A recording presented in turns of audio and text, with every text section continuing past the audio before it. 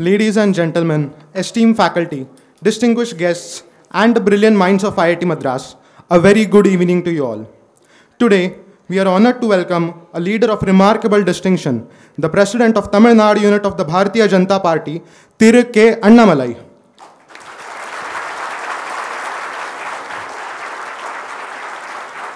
Thiru Annamalai is the youngest president of the BJP in its history, taking charge of the position at the age of 37.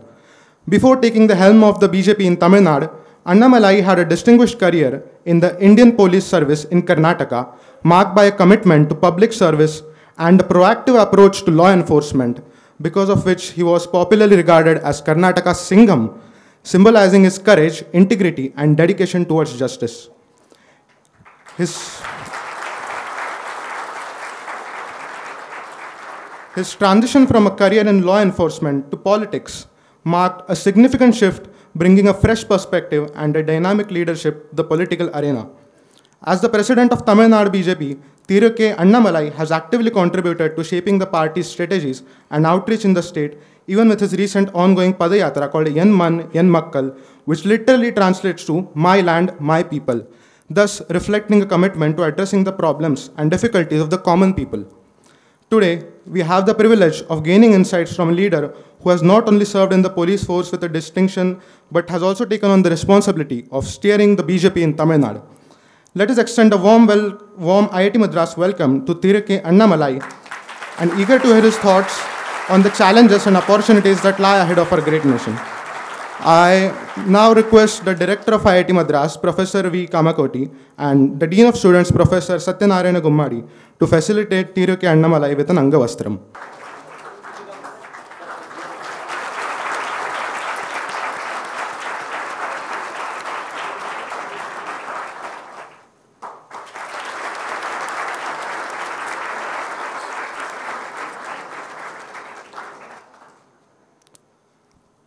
Thank you, sir. And without any more delay, let us now welcome Tamil Nadu BJP President Thiru K. Annamalai to the podium with a huge round of applause.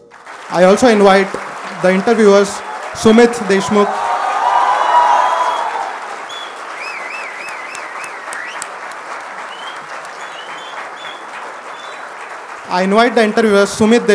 and Asha to the stage.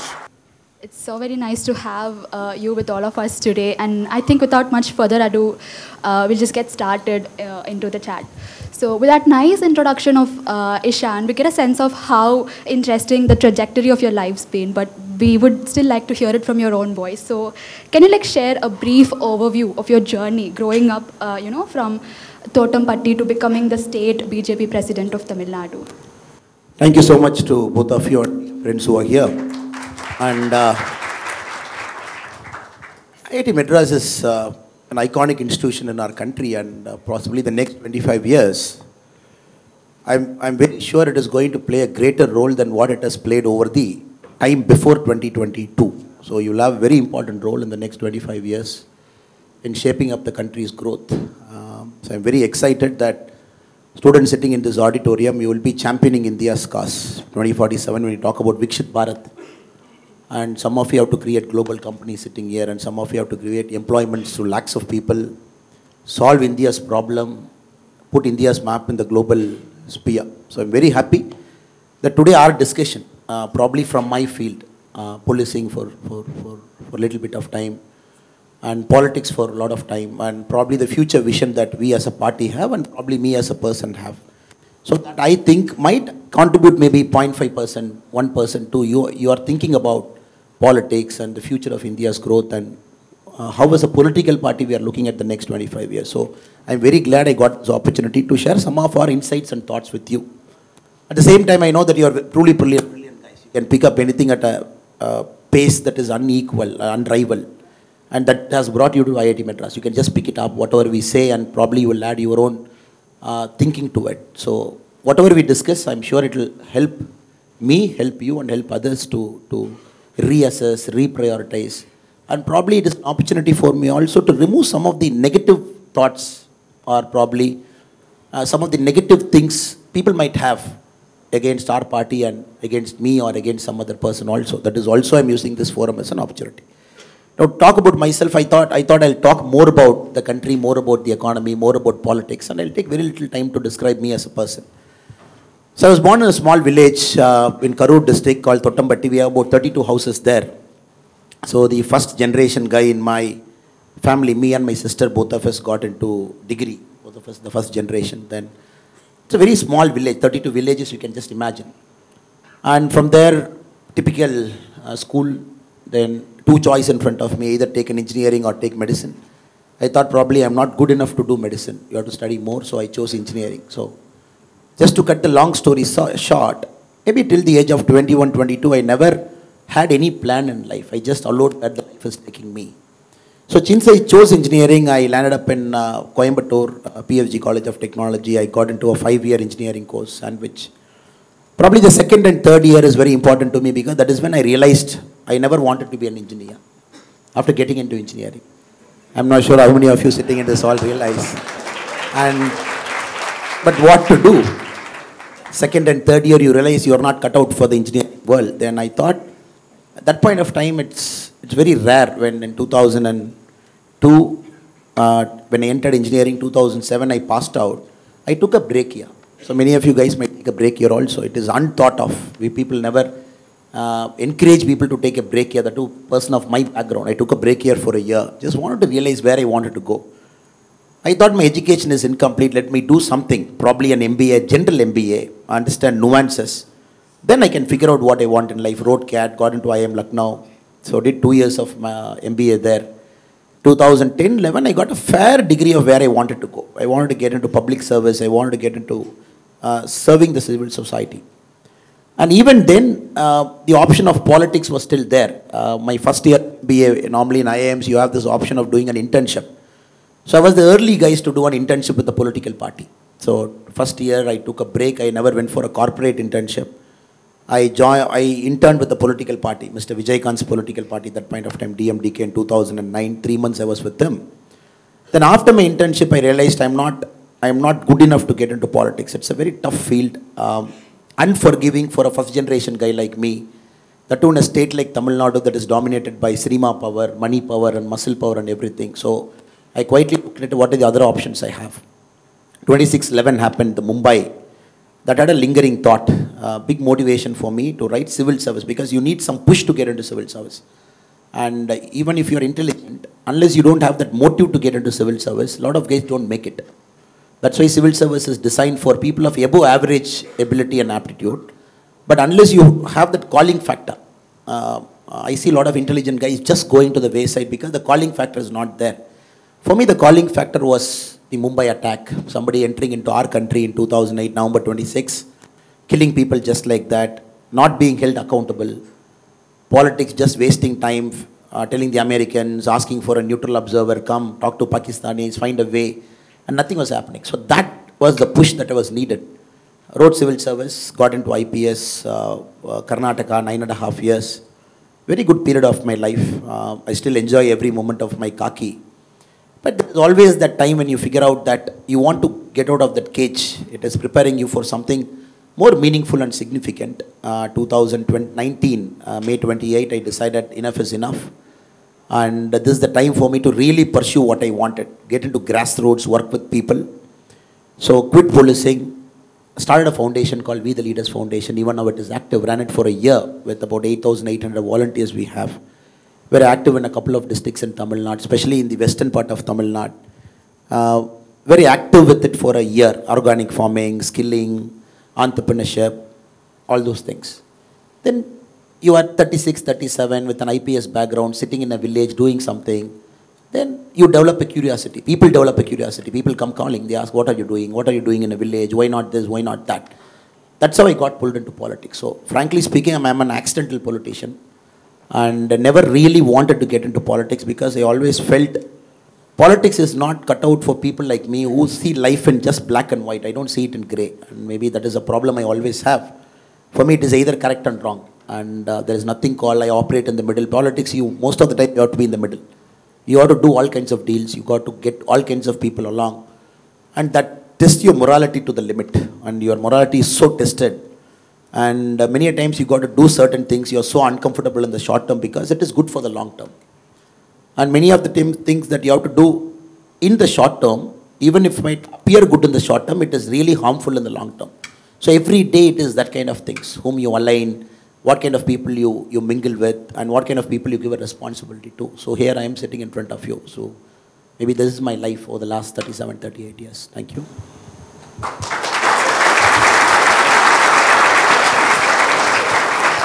Very interesting indeed. But before we move on to the next set of questions, I'm just curious to know what kind of effect did your college life have on you as a person? Like, how did your background in mechanical engineering and your education in institutes like IIMs influenced your approach to leadership and governance? For me, engineering was, you all know, I think you are engineering guys here, sitting in one of the best colleges in the world. And engineering tried to make me as a methodical guy, my professors tried their level best to make me as a process man. But somehow I resisted that. I'm always a human guy.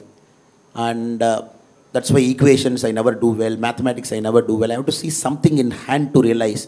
When you talk about electrons flowing, I never understand what is that. Hydrodynamics, I'm very bad. So I never had that aptitude, sir. To be frank, I was a very bad engineering student, frankly speaking. Not very good in engineering, because for me, that is the kind of mindset I had. I have to feel something, see something, only then I could understand that in the class. So I'm never good with theory. So since many of you are good with theory, you are sitting here. And that is the time in second year I felt, oh, this is not for me. And people said, you have to learn some computer course. I'm talking of 2002, 3. And I went to one computer course. Just for 10 minutes, I said, it is not. What is this equation? What is it going to give? I'm not here. But that is the time I realized, what am I going to do with my life? So it is 5 years now. I'm in second year. I realized I'm not going to do it. 3 years. What am I going to do? Then I started immersing myself in a lot of extracurricular activities. So part of a couple of clubs. I still remember when the tsunami struck Tamilnadu, the coastal part. And I went to my principal. I said, I want to go there and serve. Principal said, no, you're not part of the national service scheme. I said, no, tomorrow I'm joining. But I said, no, guys who are part of the NSS will go, but not you. I said, okay, is there anything vacant in there? If I have to lift something, I can lift and give it to them. Even a sack of rice or anything, you tell me. They said, people are there, but there is photographer, there is a vacancy. And I asked my friend in the night, a person, Karthik in NSS, I said, can you teach me photography overnight? So now you have all these hackathon courses, overnight photography. He was like, are you mad? No, the principal told me there is a photographer role. I really want to be there in Nagargovil, tsunami struck area, but I have to learn photography. So overnight I learned photography. Next day I convinced the NSS coordinator I'm a good photographer, went there. When the pictures came, it was either a hand or a leg or a part of a body. And the reason I'm trying to tell you this story is, that motivated me. So I found, okay, my calling is somewhere here. So unless you explore yourself, you'll never know what is your calling. When the campus gives you so many opportunities, clubs, personality club, character club, NSS, you have dramatics, all kind of things. So for me, I pushed myself to get into uncomfortable situation in the campus. And I also used to stammer. And a guy coming from village, Tamil medium, then picking up English, your mind has to process that. So I used to go to the campus people and ask my professors, can I give a vote of thanks? Can I start with a simple vote of thanks? And can you ask me to go and give this introduction like the gentleman who gave me very, very beautifully, he said, a lot of nice words which I think I don't deserve also. And slowly I prepared myself. So campus, to put it short, is the place where I ironed out my deficiency. I knew what I'm bad. I knew what I'm better. So I wanted to improve my better part of my personality. I wanted to slowly remove the small things that is hindering my personality development. So that I used my engineering very fully. Third year, fourth year, fifth year, thoroughly I used it. Travel, get into uncomfortable zones of public speaking. I want to speak, but I'm not good in speaking. Better my English. So that is the most important thing I remember on the campus. So that gave me the courage to take a break here. And my father was against it. He said, look, we all come from a village and you are trying to chase something which is not visible. And why can't you take a job that is in hand? Why can't you, sorry, I think I'm not seeing this side. And why can't you take a job and settle down? It was the hardest thing in life for me at the age of 21. 22, the hardest thing was me to say no And I never knew a single person in my life who took a break here. I never knew a single person. I never knew there is something called break here. Then 1 year I again explored what I want to do. Should I do this? So I would say college helped me to move from a village boy to a person who is searching his identity. What am I going to do in life? So that gave me the courage to resist a lot of tendency to pick up something that is good in the short run. Pick up this, take up a job that, which it gave me the courage by 5th year, because saying no is the hardest thing, sister. And especially in IIT Chennai, when you have so many opportunities in front of you, day zero companies just landing up and everybody wants to pick the smartest brain in the world. And I think it will require a lot of courage the more higher you go in life to say no. When you don't have anything, it is easier to say no. In IIT Chennai, how can you say no? When there is everything in front of you. I hope and pray for you also, the college over the next 4-5 years, whatever courses you are doing, 5-year course, 4-year course, it will help you to understand what you want to do in life. And probably if at the end of 4th year, 5th year, if you can pick up a clear yes and clear no, I think IIT has done its job. That is how I see my college.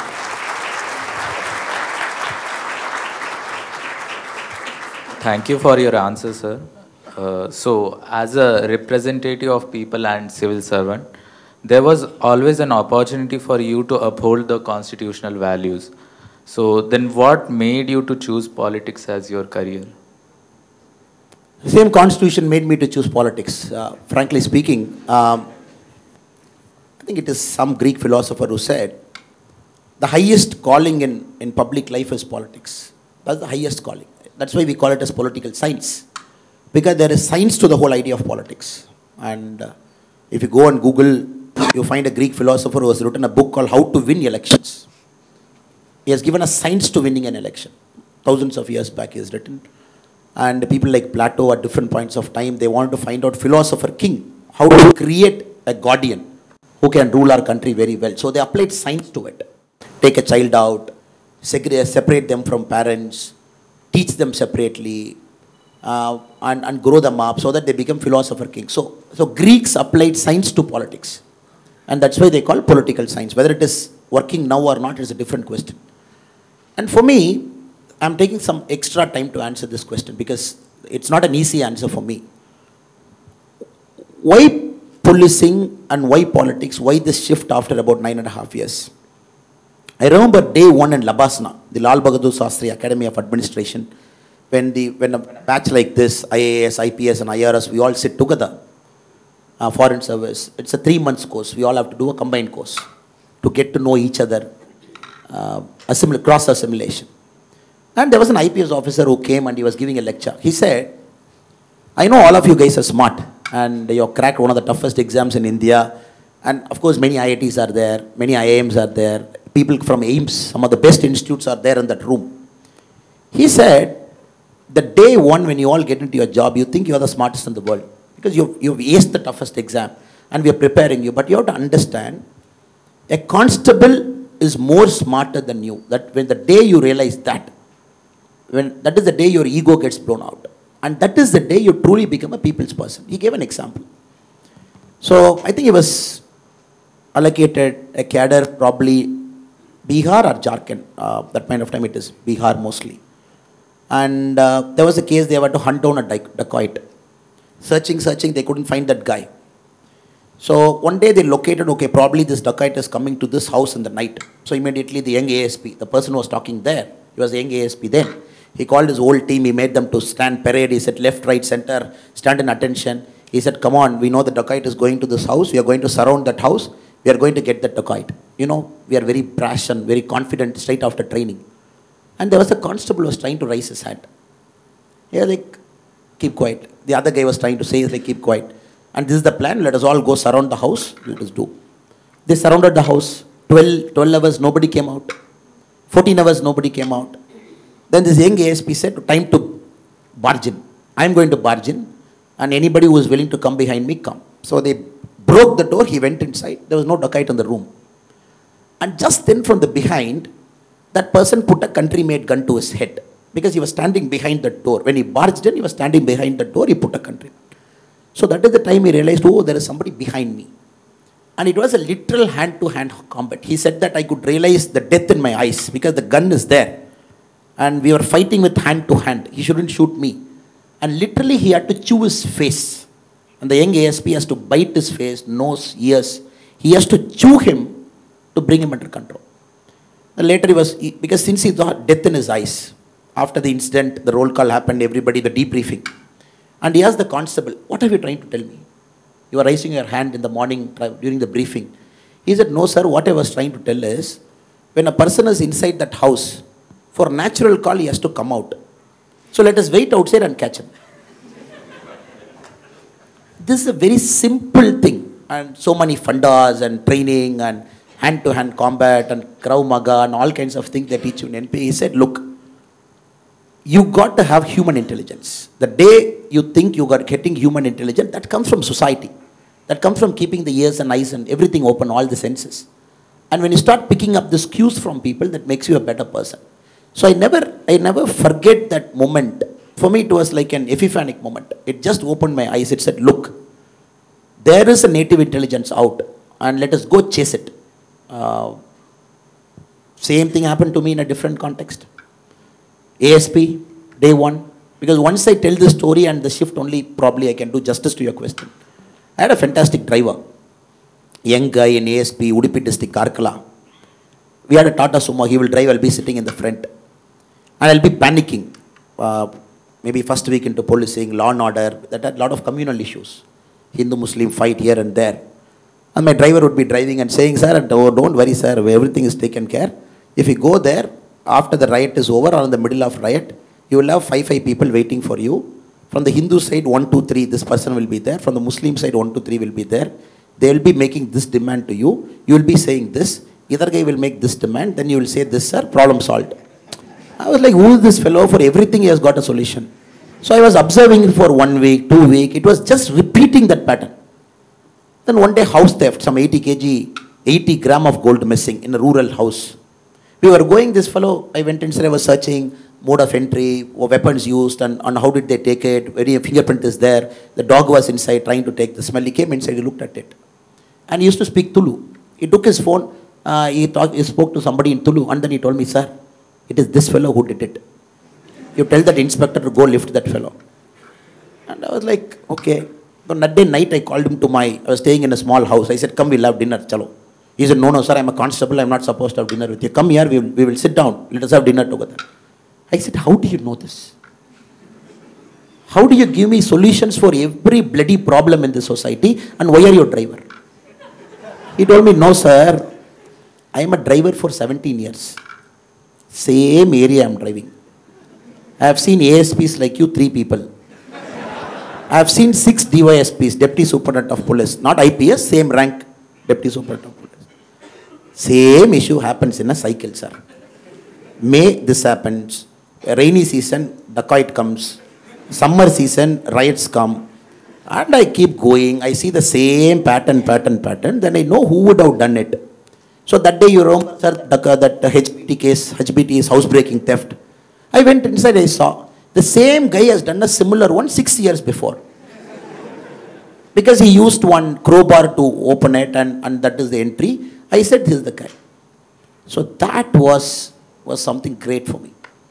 Because for me, I felt, when I wrote a book also after I left IPS, I dedicated to the constables whom I worked with me. I said, this book is dedicated to all the constables who are with me. My dedication. Reason is, I think somehow we allow our ranks and big things that comes with life. Tomorrow you all will become very big.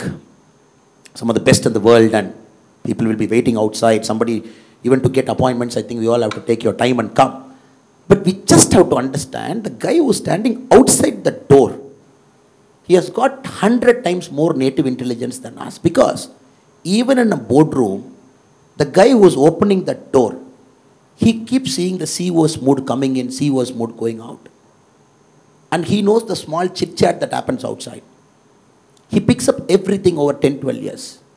If you ask him, he will have a board solution better than the board member sitting inside. Because he picks up in the high tea they do, they pick up in the people who come out and comment about what is happening. The same thing for me. So then, for me, the concept of rank, ego, I'm somebody big, I'm superior, I'm rank-wise thing. Then I started immersing myself more in the ground. In the Karnataka 9 years, I resisted going to a city. I said, I don't want city, I want rural area. I served continuously in rural area. Small towns and good people, important people. The moment they posted me to a city, Mr. Kumarasamy was the chief minister then, he told me you should come to the city to work, enough of rural. I resisted, I said, sir, I'm not a city guy, sir. You put me in city, 50% of my time is protocol. I have to go salute somebody, receive them in the airport, take them in the car, wait outside when important meetings happen. Put me in rural.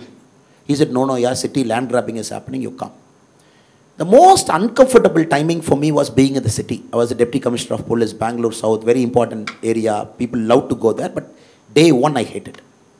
Big people, all corporates, I'm meeting those kind of people. I'm meeting that young guy, a guy who comes with the veti, torn, comes to my office, he'll say, sir, he has tried to plunder my land, he has taken this, he has taken that. So those are the guys I was used to. I had an open door policy as a superintendent of police. Anybody can just walk in and no questions asked. The more higher I went in the service, I felt I'm just getting cut off with the people with whom I enjoyed working, grassroots. Then in my mind, I thought it's time to leave, but I never knew what to do. And 2018, I went for a Kailash pilgrimage, 53-day trip. No cell phones, nothing, cut out in the zone, you were there. And away from technology, it gave a lot of purpose to my life. It said, look, take that risk. People might think you're stupid. And leaving IPS in 9 years, when somebody asks you, what do you want to do? You don't even have an answer to say, I want to do this. So the transition happened. So I want to do something else and politics happened. So what I'm trying to say, the shift is, I always wanted to work in the ground. That is getting continuously manifested from the college days. Go to Tsunami, be there, be a part of NSS, clean some toilet, build a compound wall outside a school. So always hands-on. You put me in a room, make me to do a meeting, I'm totally uncomfortable. So I can make it on record also as the BJP state president of Tamilnadu. I must have gone to the office maybe 50 days in the last 3 years. I never go to office. I never go to office. I keep people, I say, you solve the problem. Send me reports, send me notes. Tell me where I should go. I tour like crazy. And I am in Yenman Yenmakkal Yatra, which he was kind enough to mention. So today I just finished 228 constituencies. I am in the road for the continuous 6 months. And I am in Chennai only because we have a lecture here. I immediately leave back to Viluppuram and I am back there and we have a conclusion in about 4 or 5 days' time. The reason I am trying to say is, I find a lot of joy in the ground because I see India transforming. In my eyes, I am seeing how the ground is shifting. I see demography, I see development, I see all kinds of things in the ground. For me, I will comfortably do this. You put me in a room, you put me in some role, I'm totally uncomfortable. I want to keep this going for the next many, many years. Just be in the ground, silently work, build a party at the grassroots level. So this was always the motivation. Maybe the job title might change. I was a cop trying to solve some problem. I'm a politician trying to solve some problem. But the concept of being in the root is always there from my college days. That realization happened in the college. Sorry for the long answer, but I thought I should be very honest and truthful to you. But this is me.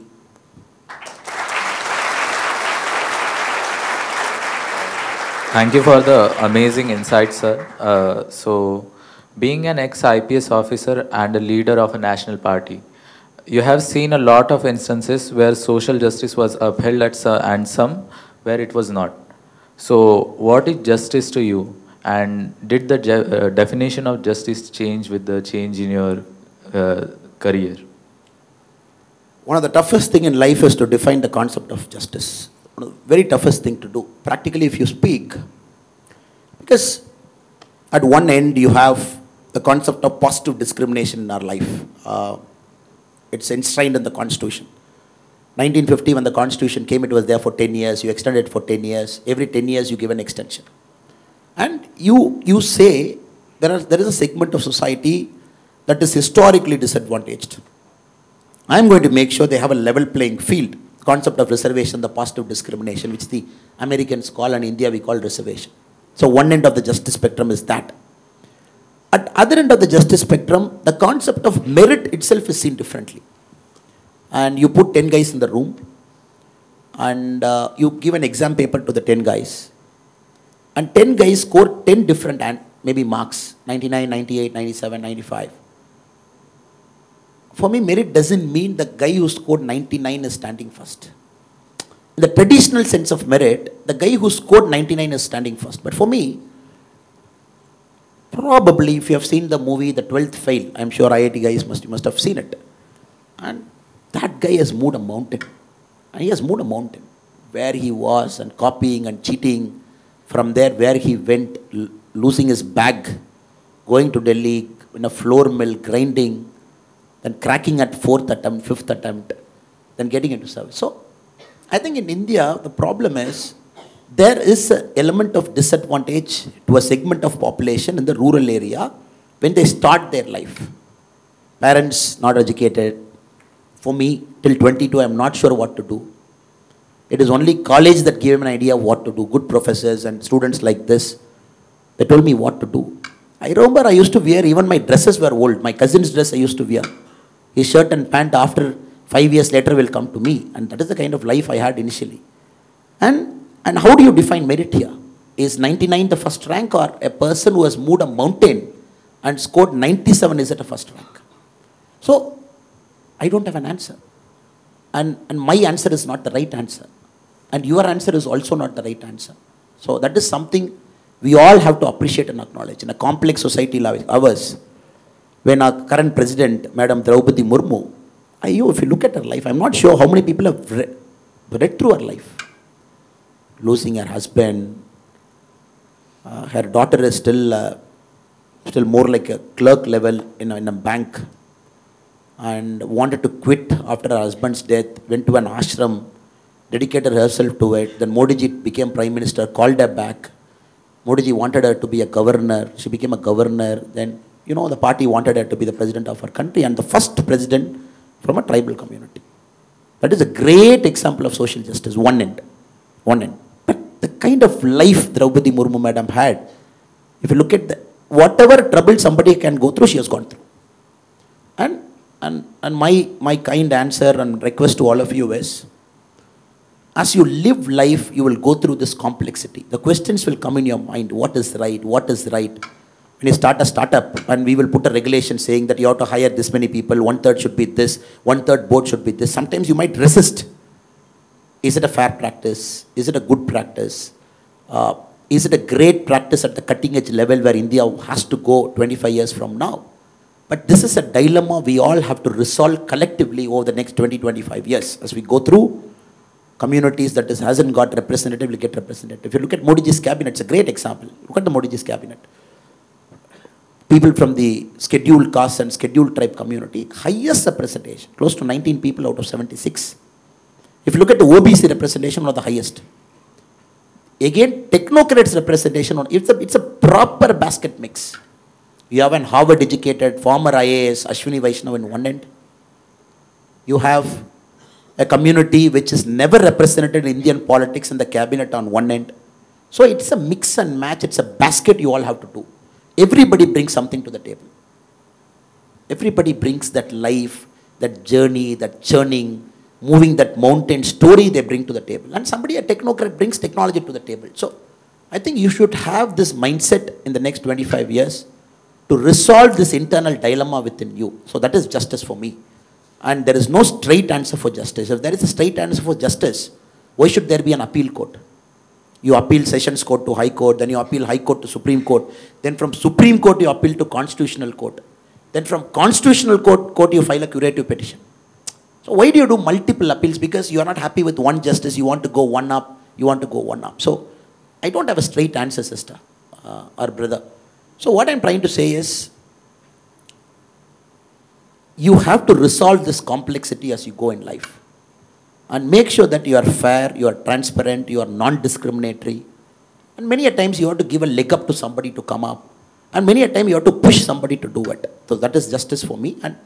And maybe it is theoretical if I speak now, but if you look at books written by Michael Sandel, some of the great professors in the US, he has written some of the greatest books on justice. And a very fascinating way they look at life. Right up to global commons, countries previously have polluted the environment, now we are paying the price. Now suddenly all of us sit in a COP table, conference of party table, and India wants a green fund. China is polluting more, it doesn't want to do. So there, it's so complex to negotiate what is justice for everybody. And the same thing happens in the human rights also. Some countries war, Russia and Ukraine. What is it? Russia's point of view is what? Ukraine's point of view is what? Gaza and Palestine, their point of view is what? Sri Lanka, their point of view is what? Even within India, political point of view is what? So it needs lot of human intelligence, picking up that emotional cues, and probably you realize, like a old wine, with age you get better with justice. Sorry for the long winding answer, but this is the best I could do. Thank you.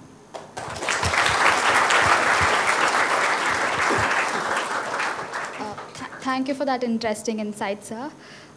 We'd like to know your view on, right now the trend of deep fakes and fake news, they are very rampant.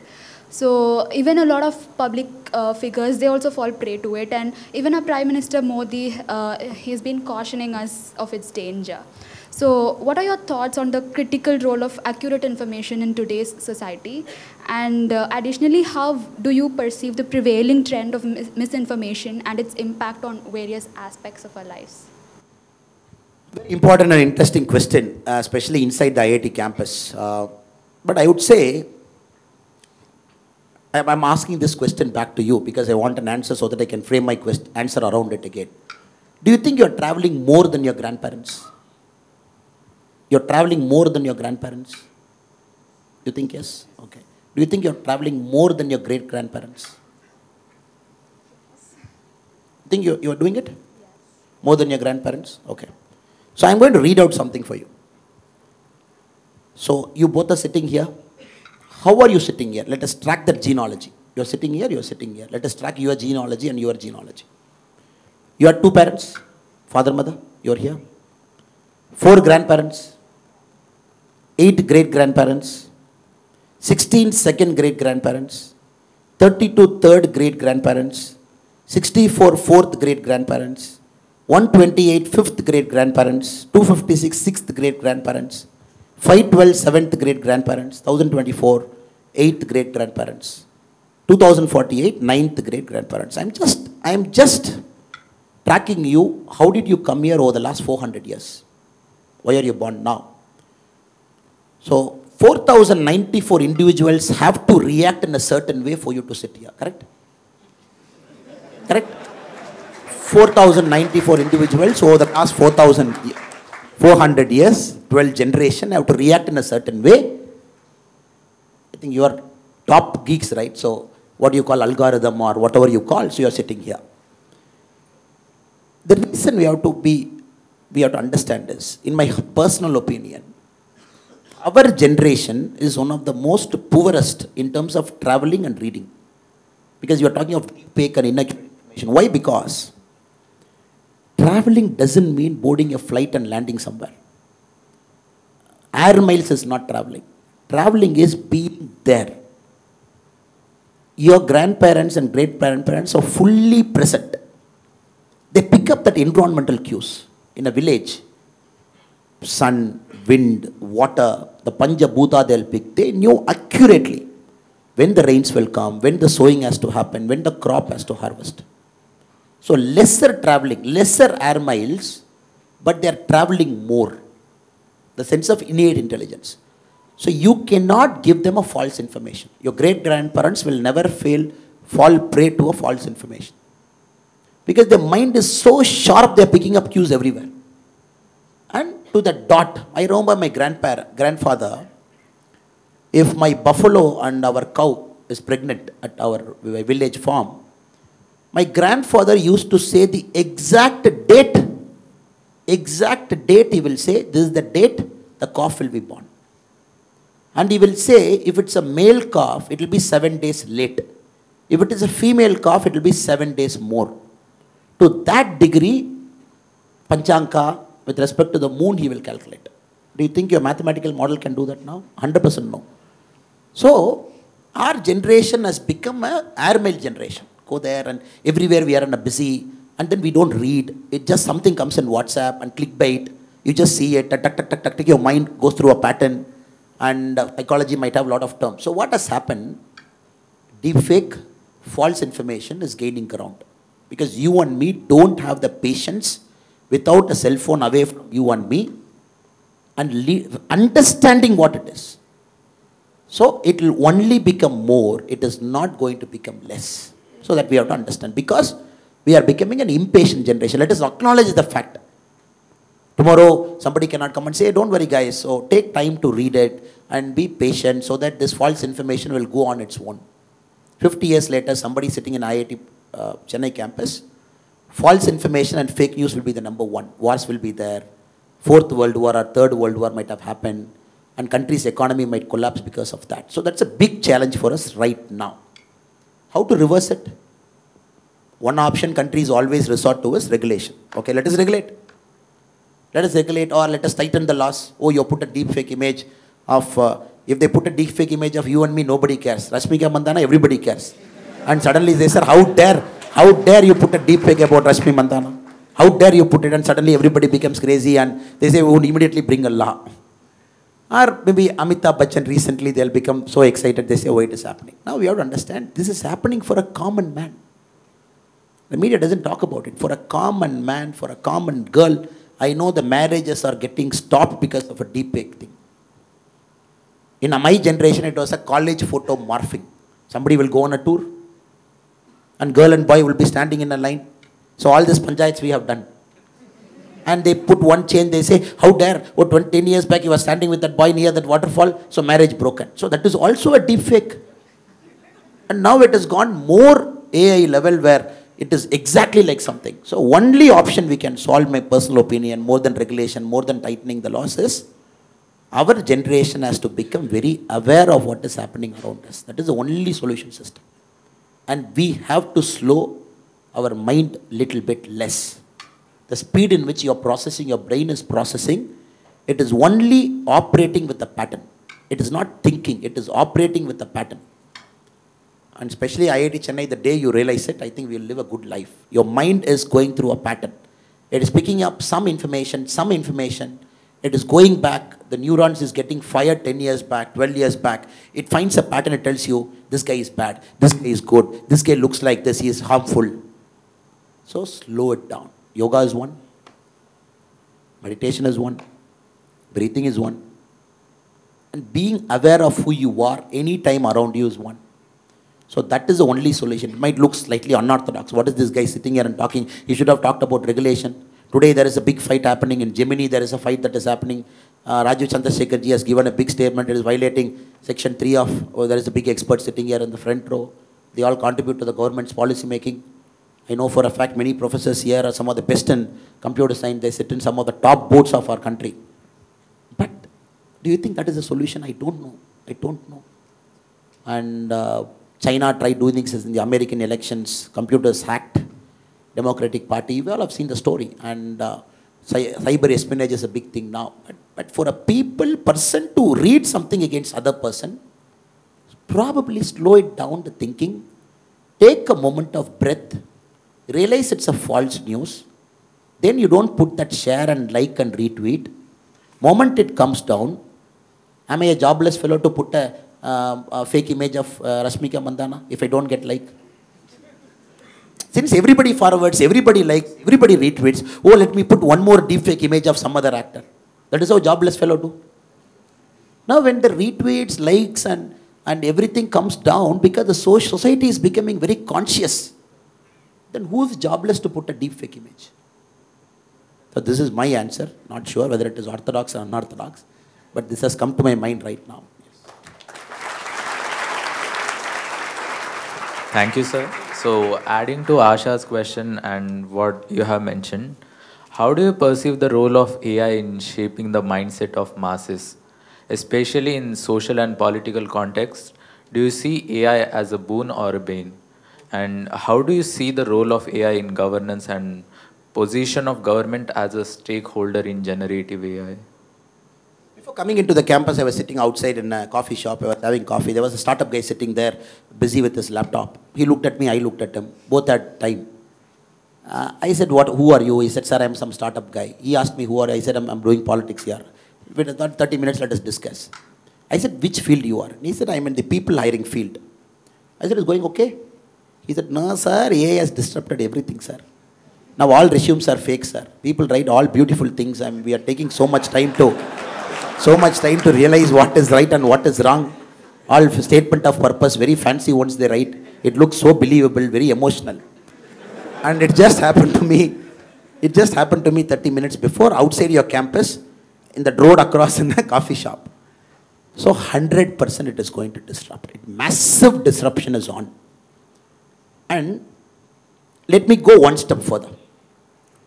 For a country like us, which is just getting into that orbit of high growth, because your second part of the question is about how the country AI disruption.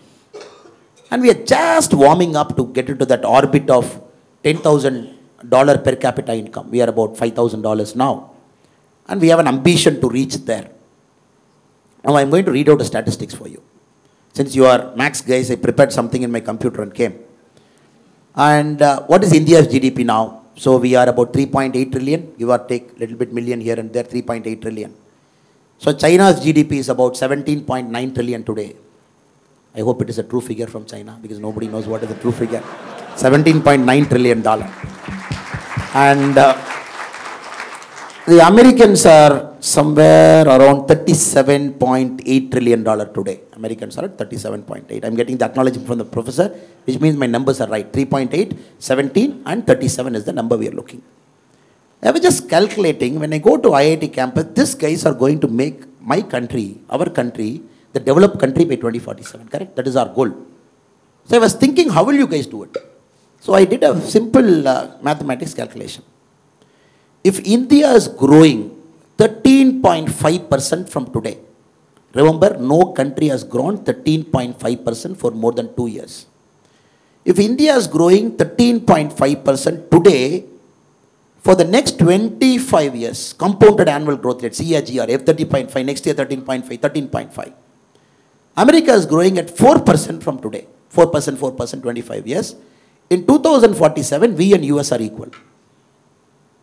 So you have to grow 13.5% every year. Americans have to grow at 4.5% every year. So that 2047, both sit at the same table and say, hello boss, both our economies are same. If we are growing at 13.5% today, for the next 2042 is what? 2024, 18 years? Yeah, 18 years. Next 18 years, you are growing at 13.5%, 18 years, top. China is growing 4% next 18 years, top. Then you will say, hello boss, we are equal. Now, look at the challenge. Can you grow at 13.5%? Because 2047, we have kept a target of $38 trillion now. From 3.8, we have to reach 38 trillion. Traditional ways of business is 100% not going to give you 13.5. Max 7 right now. Do well with a good prime minister, good policy, 8.5. Country aligns in the political sphere. All state governments wants to be in the business mode and less politics and more governance. All states in India, maybe 9.5. Then more IITs churning out intelligent guys like you. You're not going to US, I'm assuming. You all stay in our country and you all stay in our country for the next 25 years. Do everything. 10.5. Correct? And China problem solved, Pakistan problem solved, everything solved. And there is no nuisance, political nuisance like me. Everybody is sober and everybody is good. 11.5. Correct? We are talking of 13.5. 2047 equal. So now you're talking of artificial intelligence disruption, 3D technology, traditional manufacturing practices going for a toss. Americans are telling no more buying from China. Next president, you have to manufacture in US. And you're like, hello boss, you manufacture in US, it will be costly. To hell with it, manufacture in US. If US starts back manufacturing in a big way, with the Elon Musk and people of the world, if the Europe starts manufacturing within them, and they don't want to get into this cost arbitrage, which China mastered for a long time, so you have to understand that is the world you are entering tomorrow morning. You are entering into the world, the Americans are very clear. You know for a fact, the next presidential elections in US, First time in America's history after 1776, the whites are going to be a minority. They're going to come down below 50%. So the brown skin and people like me, slightly more browner or black, whatever people call, and they are going to go above 50. Hispanics and Asians and everybody. The traditional whites, the Bible Belts, the Mormons, people inside, the so-called traditional whites, they're going below 50.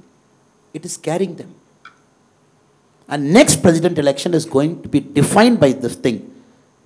Of course, two 83-year-old guys are fighting. So you never know, one guy is walking unsteadily, other guy is like, I still have energy left. It is going to be the oldest presidential election.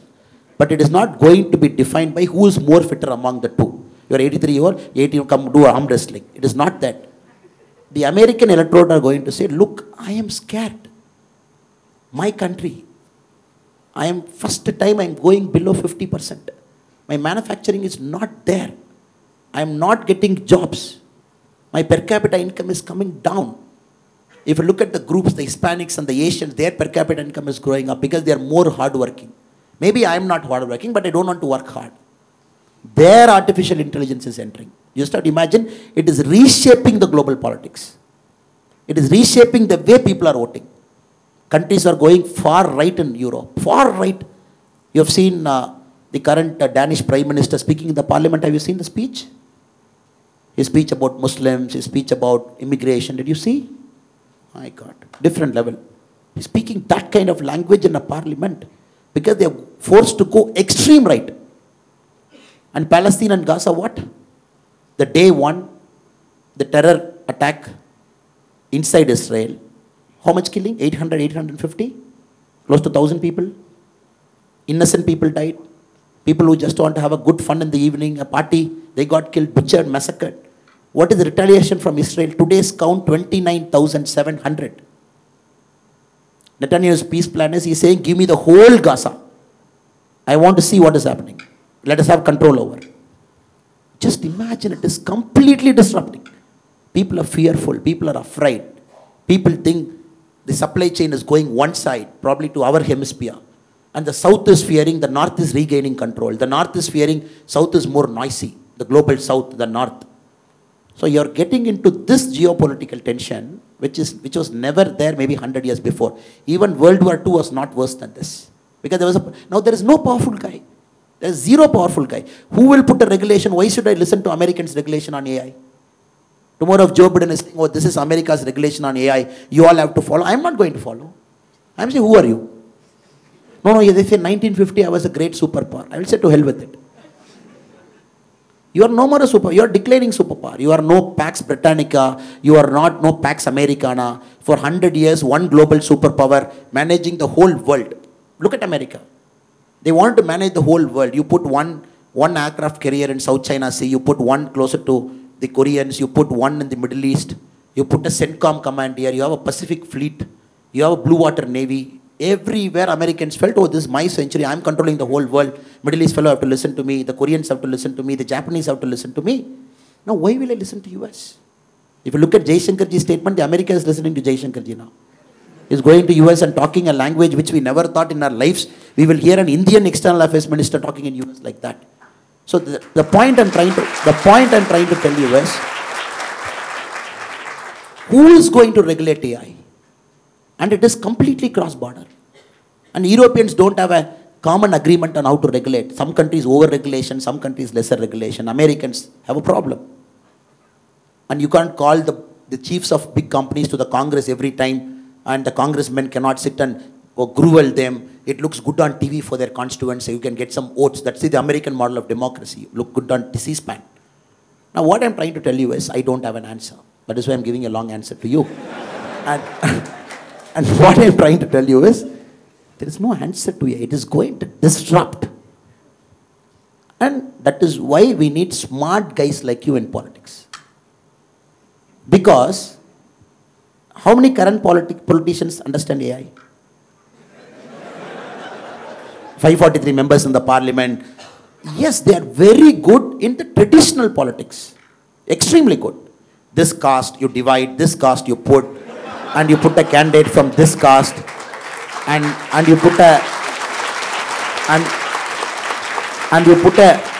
independent candidate from this caste. Sorry, I will look this side. Sorry, I'm just going that side. And you put an independent candidate from this caste, he will be the vote cutter, and they will win. Now, unfortunately, fortunately for us, and unfortunately for a lot of people, Modi ji is rewriting the political equation. He's saying, oh, development. And he's talking Vikshit Bharat. He's saying 5 years this and all those things. So now the politics have to change. See, people sitting there in Delhi, not understanding technology, AI, deepfake, regulation. Over-regulation is a problem. You never know how to turn on that stove because dosa has to be pakka. It has to be correct thing. You have to just flip it and put it. Now regulation has to do that, right? You put over a thing, dosa will become black. Lesser it's uncooked, stomach pain. So I would only say, better guys should get into positions of power, guys of integrity like you, guys of intelligence like you, and understand 10 years from now how will it happen, 20 years from now what will shape up, how is the global demography changing, how is the geopolitical tension now. So Google is number one now, 10 years from now who will be number one? And you all know the chip, the AI, what is the AI background, what is the background for AI? Powerful chips drive AI, right? People say AI is not some bhuta or some something sitting somewhere in Norway and say, oh, I am AI here, hello, hi, hi. It is not that. It is some powerful chips manufactured in Hong Kong by TSMC, which manufactures 56% of the world's chip. And 60%? Taiwan. Or a company situated in Netherlands which manufactures the machine for that chip. $100 million is one machine. And we are looking at nanometer now, sir. NM, we have got to 3 nm now, the chip design. 3 nm is the latest TSMC. I am really fearful. I am not hearing this conversation inside politics. I want to hear this conversation inside politics. I sit in many rooms. I sit in a lot of rooms. I want to hear this conversation. Oh, now it is locked. The company in Netherlands, the sole company in the world, which supplies that machine to TSMC, to NVIDIA, it supplies to Samsung. And they have a monopoly for the next many, many years to buy only that machine which can write 3 nanometer chip now. And you are seeing there is a guy who is having that monopoly outside and who is going to have that AI monopoly in the next 10 years, 15 years, 20 years. And I fear that we are going to get loose out. And that is why our government talks semiconductor, manufacturing, bring it, chips. And I don't see the language of an MLA or MP who doesn't even understand what is happening. Something happening in Taiwan is going to have a repercussion in IIT Chennai. So sorry for the long answer, but the short and sweet answer is, we need intelligence guys like you with integrity to come into the playing field and don't be a spectator outside. And to see, oh, these guys will regulate, 543 guys in parliament will tell me how to run my startup, let me run my startup like that. No, you have to be there to tell people of your generation, to tell them, hello boss, I am with you. I understand your problem. I am in the political field. Let us try and work out a solution. And we are not here to harm you as a government. And 13.5% growth for 25 years, sir. Is it possible? Unless you disrupt the whole mindset of our country.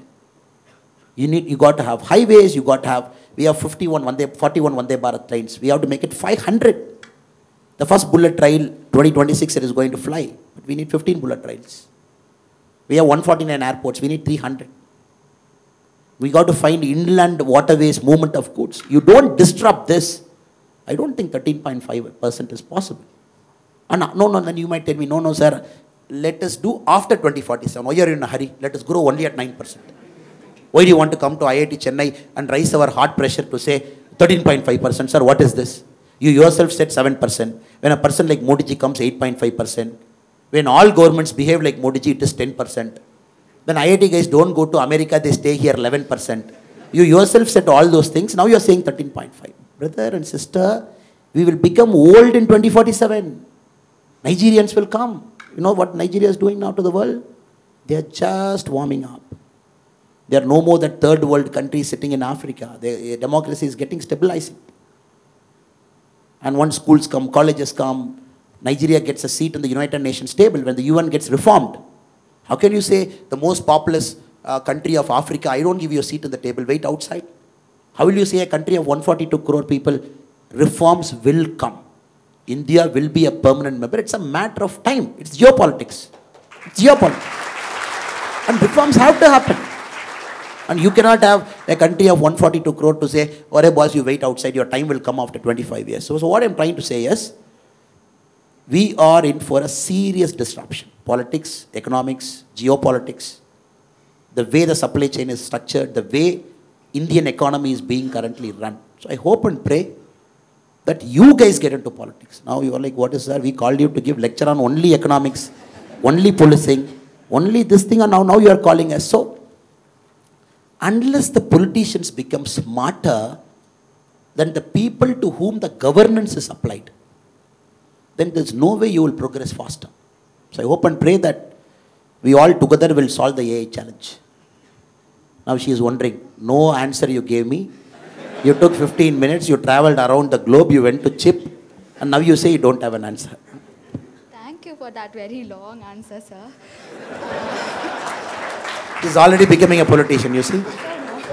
So I have like two questions for you related, picking up from where you have answered. So you were talking about states getting into business modes and everything in between. So we all have heard of the Kerala model, the Gujarat model, and now the Dravidian model and so on. So do you have any model in mind? Since you are also the Okay, so the only model we have in mind is the growth model, and no name for it. I will tell you why. I'll tell you why. Let us look at the whole country's map. Anybody from Uttar Pradesh here? Can somebody raise your hand? Okay. Somebody asked Napoleon Bonaparte long time back. So what is your view on China? Napoleon Bonaparte. He said, oh, don't talk about China. They're crazy people. Let them sleep. It's a giant that is sleeping. The moment you wake up China by prodding it, the whole world is going to get a sneeze. Napoleon Bonaparte's word. Uttar Pradesh was happily sleeping. 23.5 crore people, such a big state, amazing culture, hardworking people. Now somebody came and shook them up. Hello boss, I'll get your law and order right. Correct? Hello boss, anybody can walk in the night at 2 o'clock, come back safely. No more dacoits and goons who will capture your land and play. No more caste politics. Suddenly you see what is happening in UP. Second largest economic state in our country now. Tamilnadu, UP, literally, we both can claim we are second, you are second, but UP has caught up. Airports, expressways, breakneck speed. Ayodhya temple, I just read the SBI report last week. They said Ayodhya connected to other temples is going to bring 4 lakh crore income to UP next year. 5 crore people will visit Ayodhya. I was like, hurry yaar, what is this? What is this? Because if I go to Google and type Hajj pilgrimage, how many people went to Saudi last year? It says 2 crore. Give or take 2.3 crore. How many people went to Vatican City? 80 million. 80 lakh, 8 million. What is the revenue Saudi earned by Hajj pilgrimage? $2.5 billion. Vatican City, 80 lakh people, somewhere around $300 million. Tirupati, he doesn't keep quiet. 1,200 crore, another 2.5 crore people.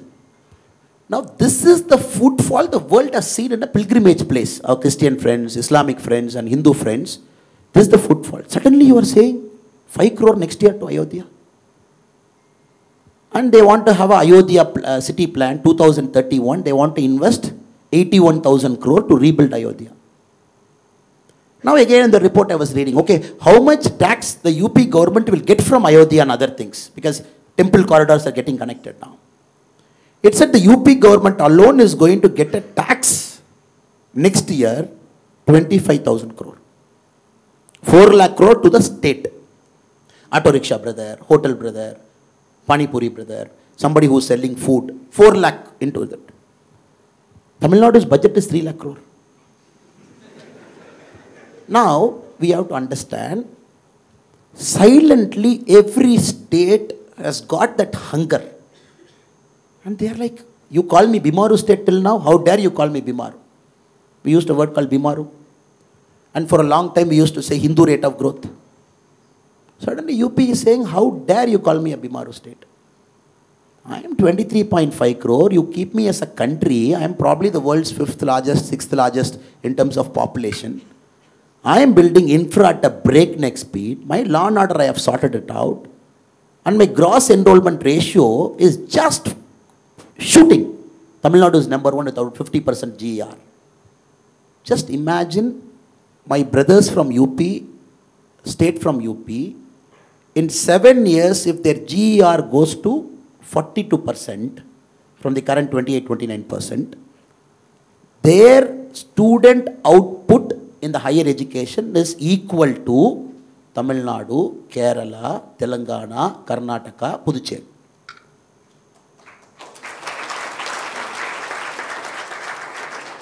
Disruption is just coming, it is just warming up.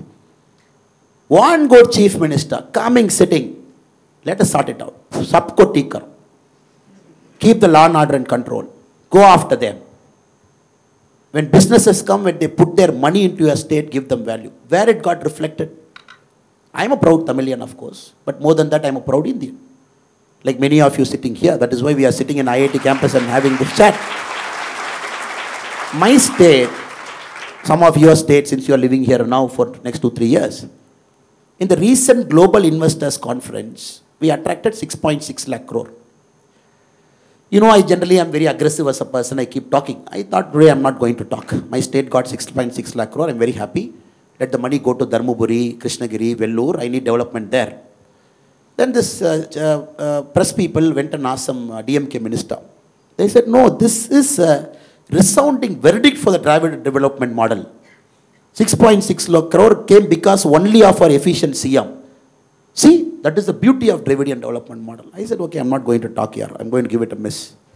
Second day, three ministers came to the press. They said, this is a proof that Dravidian development model is far superior than any other model. Then I'm like, no, today I'm going to talk to the press. I called the press friends. I said, come. Friends, I'm very happy. My state has got 6.6 lakh crore. I'm very happy. I asked the press friends, how much did UP get last year in the Global Investors Conference, 2023, February, March? Press said, sir, UP should be less than 6.6 lakh crore. I said, TK, yeah, but can I give you the number? They said, give me the number. I said, UP got 33 lakh crore. They said, sir, what is the 33 lakh crore? I said, Arey Baba, go and check it. I said, which is the worst developed part of UP? They said, Bundelkhand. Correct, brother? Which is developing fast. Bundelkhand alone got 10 lakh crore. After our Global Investors Conference, within 3 days, Gujarat had a Global Investors Conference. January 10, 11 and 12. We had January 5, 6, 7. 5, 6, 7. We got 6.6 lakh crore. You know how much Gujarat got? 26 lakh crore. High-end manufacturing, semiconductor, critical infra, getting. So what I'm trying to say is, as students and young friends, you should never be biased in life. You should never be biased. All people have the same goodwill, the same hard work, the same icha shakti. There's nobody in our country who is superior or inferior. It is that opportunity goes sometimes late to some part of the country. So now, serious disruption coming. You say, Vati coming? There is that movie. Now, serious disruption coming. Now I urge my friends from Tamil Nadu and the government to say, hello guys. Why are you talking of 1970 model, 1980, 1990 Dravidian model? Why can't we look at some future model? Can we get manufacturing? Can we get this? Can we get high-end? So what I'm trying to answer is, no model is going to sustain the fancy names. It is a pro-business government. Still we have to do more. We have to get our labor reforms right. FDIs, we have to get it right. We have to get our regulations right. And a state like UP, 23.5 crore people. I said gross enrollment hitting 42 in a matter of 7 years. The number of students who come out is going to be equal to 4 southern states. I was also giving a statistics. The number of medical colleges, what UP had till 2017, I think literally they have tripled in the last 5 years. Tripled medical colleges. Everything tripled 4 times, 5 times. So, you are getting into a very beautiful world, which is reshaping the whole Indian politics. And every state is aspiring. Now, you have to imagine, 5 states of our country contribute 50% of India's economy. Maharashtra, anybody from here? Maharashtra friends, number 1. You are Maharashtra, number 1. Now, UP, Tamil Nadu, both of us are fighting. You are 2, I am 2, I just overtake you after 50 years. Whichever it is, 2 and 3, UP, Tamil Nadu, UP. Bengal, Karnataka, 4, 5. This is the traditional system now. So they contribute 50% of India's GDP. The rest of the states, they contribute 50%. Now, India has to grow everywhere. And that is why Prime Minister says, one district, one product. And all of you aspire to be a $1 trillion. Haryana might say, no, I have lesser population. How can I compete with Tamil Nadu and Maharashtra? Then you show them Hong Kong and New York City and Shanghai and everything. Less city, do something different and grow. Population doesn't matter. So, I am not believing in models. Neither you should believe in models. Let us believe in good governance. Good governance which enables people to do better so that they realize their God-given potential to the fullest. So, continuing on what you have said, sir, Tamil Nadu as a state has... Put people to sleep already? No. I guess not. So, Tamil Nadu as a state has contributed in a large scale to nation building. But yet, the state is at times seen as an outlier to national politics. What, according to you, is the strength of Tamil Nadu?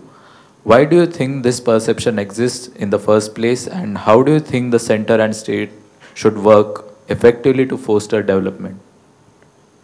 It's a very important question and a very deep question. And if you look at the history of freedom fighting, pre-1947, let us go 200 years back here. Let us not only focus on 1920, 1930 and 1885 when one of the political party got founded. If you go 200 years back, 250 years back, the fight in the Vellore fort, if you go there, the Pulitevan, the Veerapandiya Kattabomman, Veeranachiyar, if you go very deep, very behind, fighting against East India Company, resisting, not giving taxation, maybe the later end of Mughals, then probably when the British crown came inside fighting with them, I don't think any other state can compete with Tamil Nadu in those times when the resistance was the fiercest here. Very fierce. Very fierce. Yesterday I was in Shankaran Kovil. Shankaran Kovil alone Shankaran Kovil, Pulitevan. I'm talking of many centuries, 100 years before, multiple 100 years before. Shankaran Kovil alone had Vennikaladi. Shankaran Kovil alone had Vanchinathan. Probably the next assembly constituency, but in Tenkasi district. I was surprised that one constituency having 4 or 5 people who resisted British imperialism or the East India Company fought with them. So since this yatra is giving me that very good insight, traveling to a rural area, trying to find the icons of that space. But unfortunately, if you look at 2024 now, and there is this growing perception that Tamil Nadu is a state, probably along with now Kerala, now Karnataka is also, the disease is spreading a bit. Now to say, oh, north, south, I am contributing this tax, how much did you give back? So I think out of dignity, you didn't ask me that question, but I want to venture into that also. And I gave 100 rupees, how are you giving me back? Please tell me. Can I take a little bit time to answer this question? Okay. Because you should not get bored. Saturday evening, movie is waiting for you. And... No, okay. So for me, sir, I studied IIT before I came. Studied IIT model because I couldn't get into IIT. I asked people, what is it? What time is movie and everything. And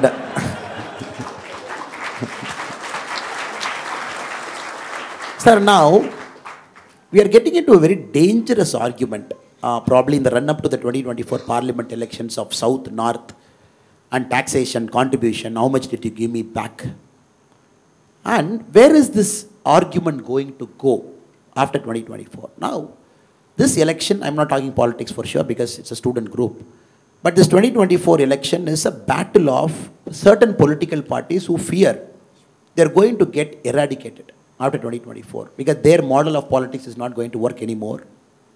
And other political parties who believe, oh, we are in the upswing, let us consolidate. That is the fight that is happening now, 2024 and up. Now the argument has come back, the main argument. You see chief ministers going to Delhi and protesting. Chief Minister of Kerala, Chief Minister of Karnataka, the constitutional head of a state going to the national capital, sitting in Jantar Mantar, protesting to say, give me my tax, give me my right, where is my money? Okay, now, as a country, independence 1947. Tamil Nadu, lot of industries. Southern part, lot of industries. Why lot of industries came to Tamil Nadu at that point of time? Because Nehruji felt, if the industries are up north, probably within the missile range of Pakistan and China, it will hit. So some of the industries, the critical industries of DRDO were consciously shifted south, Hyderabad and Bengaluru and Chennai, because we didn't want to get into the missile reach capability of the neighboring countries. We wanted to save those critical infra, because you had two enemies on two sides of the border. Then many industries were pushed in south, encouraged, start. Then probably my Tamil friends, my Tamil ancestors asked them, sir, but the coal is in Bihar, the coal is in Jharkhand, but my industry, thermal power plant is here. If I take a coal from Bihar, put it in a train, bring it to Tamil Nadu, it is so costly for me. But if an industry near Madhya Pradesh, right next to it, but he will get coal at, because coal decides the price of the energy. But he will be cheaper. How will I survive in the competitive environment? The Nehruji said, don't worry, we will have something called a freight equalization policy. Because I have to get into that for you to give you a context of how stupid the current argument is. Nehruji said, don't worry, we will get into a freight equalization policy. Tamil Nadu, you pick up coal. Madhya Pradesh, they pick up coal. We'll make sure both of you, the freight charge is same. Now, Bihar politics, they say, because of this freight equalization policy of giving away our precious resources, we have lost 1 lakh crore. Now tomorrow, if my Bihar friends come here and say, what are you talking about north and south taxation? Give me my 1 lakh crore back in the freight equalization policy. I gave coal cheaper to you for you to grow. Do you have an argument? Do you have an argument in 2047, 2024 to say, oh, I got coal cheaper because you gave it to me?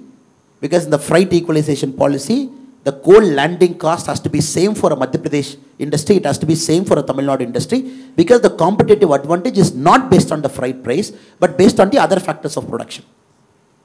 From there, we are sitting now talking about north and south.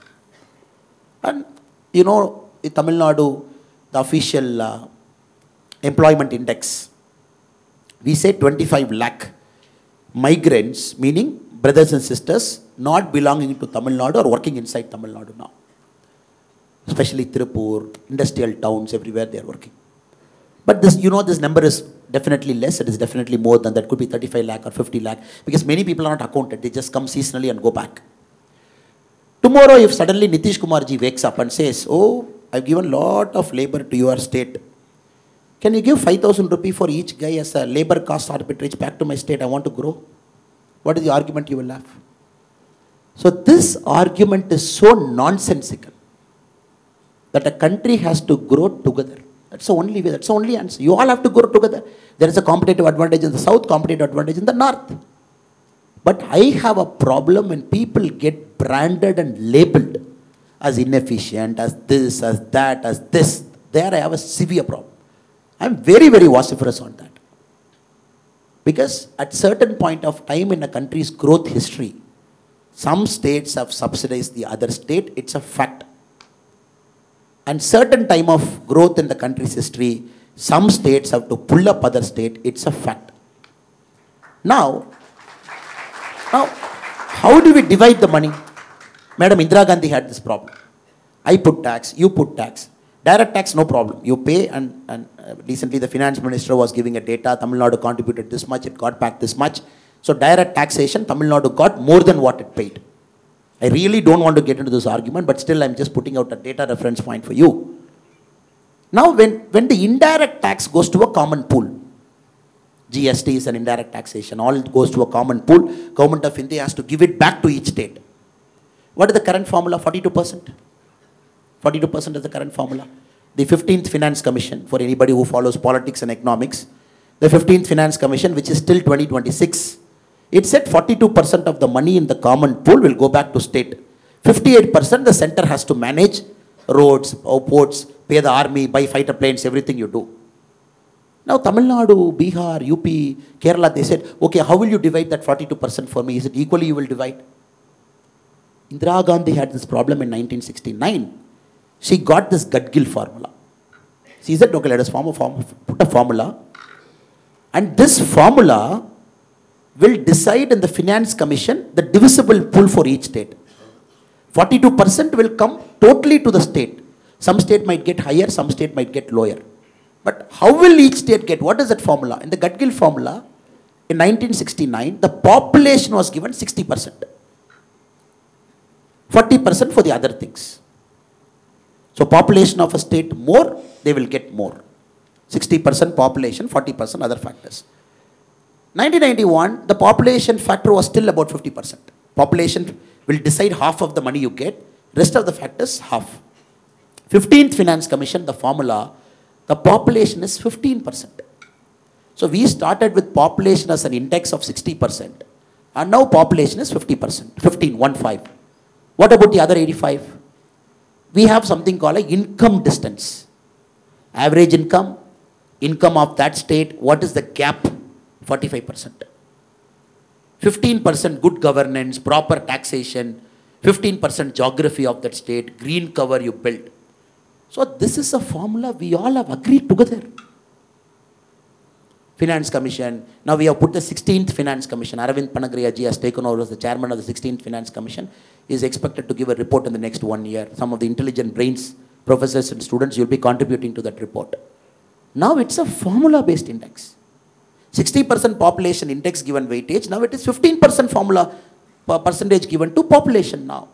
As a country, we have to agree to a common standard. That 42% central which has to give to the state, it comes in this formula. Now, some states complain, no, I am getting less than the other state.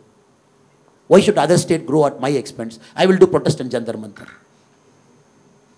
Do you think it's a right approach? Then what if the North Indian states say, no, you are growing with my labor. I will not accept it. For every labor that is coming to your state, 5,000 rupee, please remit to my account as cost arbitrage. I want to give it back to the labor's family. Will southern states accept? So, brothers and sisters, very complex argument. Again, no answer, as usual. But my job sitting here is to give insights. I've come here to give insights. A politician who can never have an answer. By now you must have understood in Indian politics. You just give insights and lead the people towards a discussion and a solution. Because I sit here and I can't give a solution because I am not a person to give solution because I am not equipped to give a solution. So we are all discussing, debating. This happened in 69, Gadgil formula, revised Gadgil formula came. Now it is the Niti Aayog formula in 2016 Finance Commission it came. Now we are looking at something different. So I want you to have this thing in mind. Okay, it's so complex, yeah. Let us get into politics to solve it. So I'm trying to motivate all of you to solve all of this complex problem, mathematics, economics and everything by getting into politics. So in one of your answers, you told you wish people with integrity, they enter politics. You told us, all of us here, enter politics. How do you think we can create a conducive environment where youngsters can enter politics? Very, very deep question. How do you create a conducive environment where youngsters can enter politics? Very tough question also. Politics is very biased even now to a first timer. Because politics is costly. So costly. Winning election, very costly. Very costly. And let us imagine an IIT professor is motivated here. I've studied IIT. I've taught in IIT. One of the brilliant minds. Let me get into politics. Many IIT professors and IIM professors are in politics. They are my colleagues also. I keep meeting them in different panel discussions like that. And when they come in, you are used to a certain lifestyle. And probably you after 10 years in a corporate life or NGO or think tank, when you come, or maybe immediately after passing out from here if you are very smart, oh, let me start my politics young. I'll go a long way if you think like that. You will understand day one when you enter politics, you will be amazed by the sheer complexity of work you do. For example, today I will tell you my day. Yesterday night I slept by 2:30. I finished something in Tenkasi, which is that end of Tamil Nadu. Public meeting, finished everything. I came to Virudhunagar, stayed somewhere. By the time I finished my meetings, 2:30. Today morning, 7:30, I woke up, I got up, I mean, in the sense I left that room. I went to a bull taming festival because I have to be there at 8:30. Then the guy told me, sir, do you want to leave a bull inside? I said, Arey yaar, what is this? In the TV I saw only the outside part where the bull comes and people will go, they'll try to tame, and I clap my hand, I come. I never bothered about what will happen behind it. They said, come sir, we'll go and see what is behind. I went there. And there is a methodology for a bull preparation. I'll tell you how complex preparing a bull is. Let us talk about politics later. A bull is getting prepared, bull is getting prepped up. Because you have to keep that bull charged, because it is go inside and go like this and run. And they told me, sir, to prep the bull, you have to cut out the thread that is inside that nose. In Tamil we call Mukanangaira, I don't know what is the word in English. Where the thread goes inside his nose, no? You control this, right, with this. And he gave me a knife. Don't worry, it is not that small knife, it is a big knife where there was a bamboo pole to it. So the bull is standing down, what you call the Vadi Vasal. And you have to allow the bull to enter that lane. And he told me, sir, in 1 microsecond you have to cut it. I said, Arey yaar, how is it possible? They said, if you delay even by 1 microsecond extra, the bull will just charge. If you don't cut it, you are holding it back. And the tamer will catch the bull. Because the tamer will get that split second advantage, because the bull just stops before entering. I will try here. He gave me this. I was just praying to God I should not make a mess of myself, because people are taking photograph of what I'm trying to do. And the bull was inside, the Vadi Vasal was ready. And I just kept it in his nose, cut it. And 1 split second, the bull is out, he ran. I'm telling you, this was my life in the morning. Terrified of cutting a thread in the bull's nose. Then I have to do a Padayatra in Madurai, finish it, public speech, meeting, then run and catch a flight, came here. The sheer complexity of politics will overwhelm you. You are sitting in IIT Chennai today, breast minds in the morning, in the evening. In the morning, try to cut that bull's nose, that thread. So this is the spectrum you have to operate. So I would say, forget about other things like money and first let us imagine, will this life suit you? Complexity, abuses, are positive, fighting, social media, people write bad things about you, good things about you. So that is why politics is an entirely different field. Whatever you have done in life will never prepare you for a life in politics. For one, like there is a Tamil Vadivelu movie. The first 1 year in politics, you are like, who punched me, who punched me, who punched me? You are like, everybody will be punching you. You are like fish out of water. The two guys like you and me are trained to use the right side of the brain more. Logic, reasoning. I hope it is right side, not the left side, sir. Left side. Logic and reasoning, and A plus B is equal to this. Why it is not C? Then it will take 10 years for us to understand, Arey yaar, politics is chemistry, not arithmetic. And I would only say, God willing, let the life that you choose over the next many years should prepare your mind to come and survive in this complex Indian politics, where you should be like a Buddha. Oh, you spoke bad about me? Okay. You have to do handshake with them tomorrow morning, because we're in an alliance. And then they will be asking, press will be asking, Arey yaar, last week only both of you abused each other. You're like, no, statements got misinterpreted. Do you think IIT guys are prepared for that? No, I'm just joking, but I told you when I started, short-term gains, long-term gains, what you do, how you do. So this is more critical and important than bothering about some external things like money and how will I survive, how will my family survive. That is the least of your concern. The first is surviving in water. Because you and me are trained to think in a particular way. Politics is not that way. but integrity. Integrity, they always say, when I read Steve Wosk's autobiography, it's a beautiful book, Out of My Comfort Zone, his autobiography. There is this foreword was written by Rahul Dravid, very beautiful foreword. So if you read it, you pick up a sense where they say how a form is. For a cricketer, the form. Every cricketer, even out of form, he thinks, oh, today's match, I'm going to go score a century. Tomorrow morning, I'll be form. You talk to any of your cricketing friends. They say, no, sir, I'm not out of form. For you, it appears I'm out of form. So this match, I'll score a century, I'm back in form. So he thinks it is always there, always there, always there. So in the book, he writes, a form is like the sweat in your armpit. You never smell it, people around you will smell it. So integrity is like that. You think you are always integral because your mind keeps balancing. I did a short-term adjustment because I have to do, because it is Kshatriya Dharma. Other person will say, why did you compromise? I have to compromise, it is for the larger national good.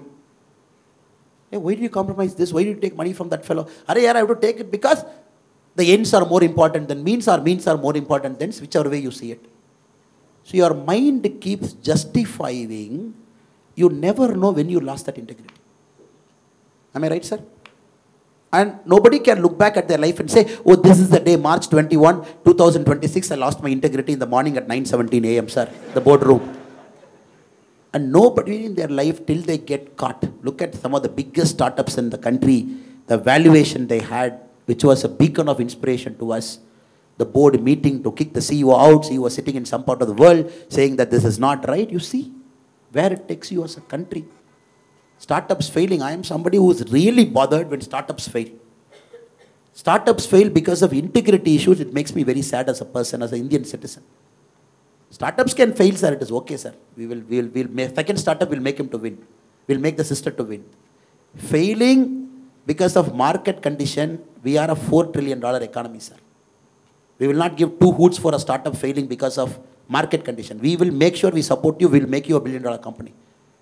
India is big now. We are not some old company where startups fail. We will pump you out and bring. But when you fail because of integrity, it makes us sad. And you are collapsing the ecosystem around you. You are taking billions of investors' wealth. And an investor thinks twice before putting money in Indian startup. So integrity is something, sir, a honest assessment. You never know when you lost it. So my suggestion to you is, then how do you keep check of your integrity? Keep your school friends and college friends with you, however big you are. Don't keep your colleagues with you.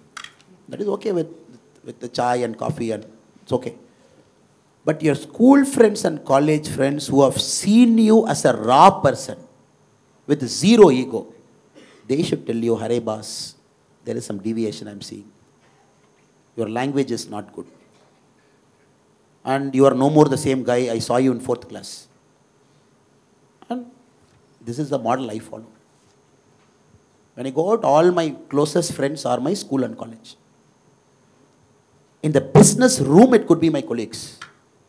But this guy is very fearlessly, they will tell me. For other people, I am some state president, this guy, that guy. Oh, if I say this fellow will not get me a seat in 2024. Better I will say, Annamalai sir, you are fantastic. You are truly great human being. God has made you and created you. We are very privileged you are in BJP. But my school friend will say, I didn't like the way you talk. Why did you shout at him in the night? Then I'll be arguing, no, I didn't shout out. It was so stressed. The stress made me to start out. They'll say, what nonsense. What stress here? Do you think you have more stress than a guy who's standing in the border facing a Pakistani? Do you think you have more stress than that guy? Because my school friend talks in this language to me. Why do you allow your stress to shout at somebody in the public? Calm down. I will calm down. I say, okay, some mistake I made. So this courage, who will speak to you? So I would say, never lose your integrity because you don't know when you are losing it. Because you know when you are losing it, at least I can put a defense mechanism around it. Integrity is always lost in 0.01%, 0.02%, first compromise 0.03%, then 1%. In 10 years, complete integrity gone, I'm happy. So, be a person of integrity. It's very, very tough to maintain integrity because in Indian system, being a person with integrity, you have to pay a price. It doesn't come easy. Indian system. You suddenly go to meeting at 7 o'clock, you say, why nobody has come at 7 o'clock? They'll say, no, 7:10 I want to come. Then you will say, okay, nobody comes at 7, I'll also go at 7:10. That's how we became late now. The hall is not full, sir. Can we go at 5 minutes late? No, we came on time. I'm not giving this as an excuse or an example. The professor was on time, I was on time, we came. So, the system around you, the ecosystem around you will make you a person of less integrity. How do you fight it out in the real world when you walk out of the IIT campus gate and say, oh, Sir Kamkodi sir has got more selfies, 952 selfie to the next IIT director who got one selfie. He is a great man, he trained me. Is it true he got more selfies? He got more selfies among the IIT directors? Is it true, sir? So there was a competition among the IIT directors that who is more student friendly, and for information, your professor topped it.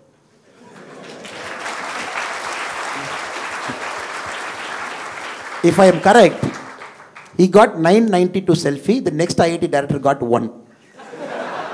Imagine that guy's plight.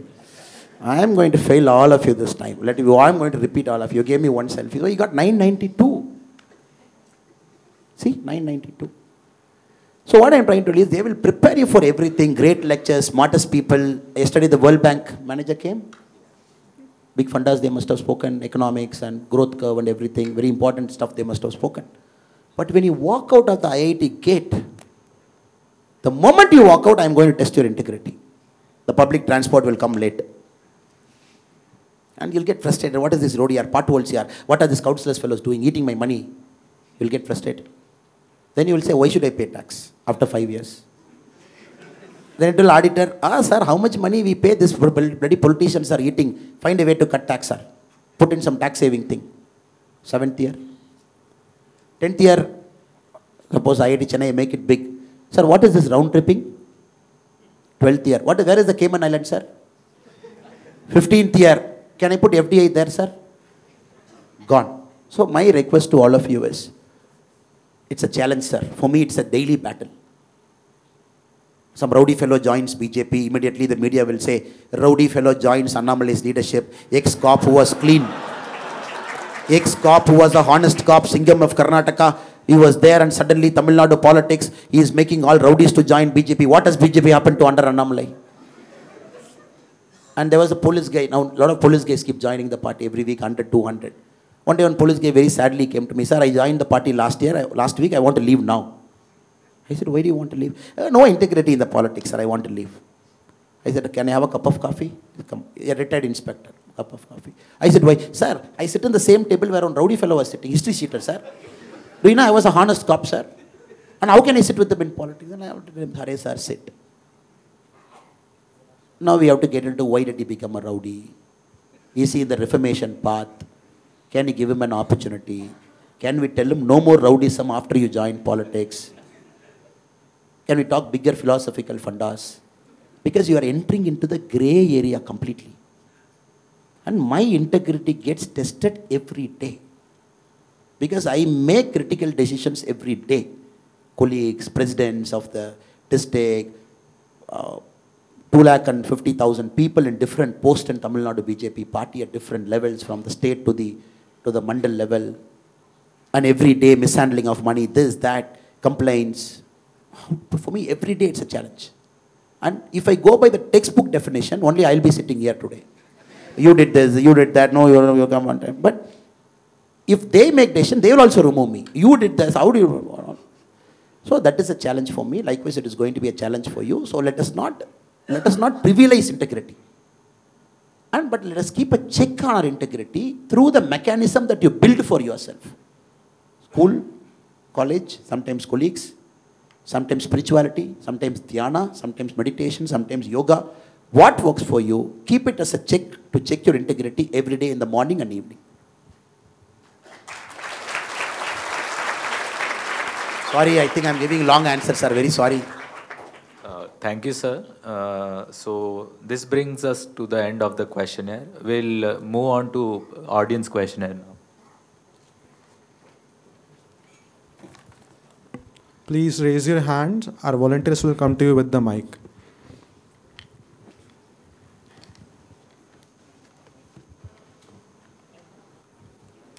What wonderful talking to you, that I will say. After a long time, I really got tested. I have to dig deep within me to find the inner reserve to give very honest and truthful answer. I really enjoyed. Not many days are like this for me, where I really have to bear my heart out and talk to people like this.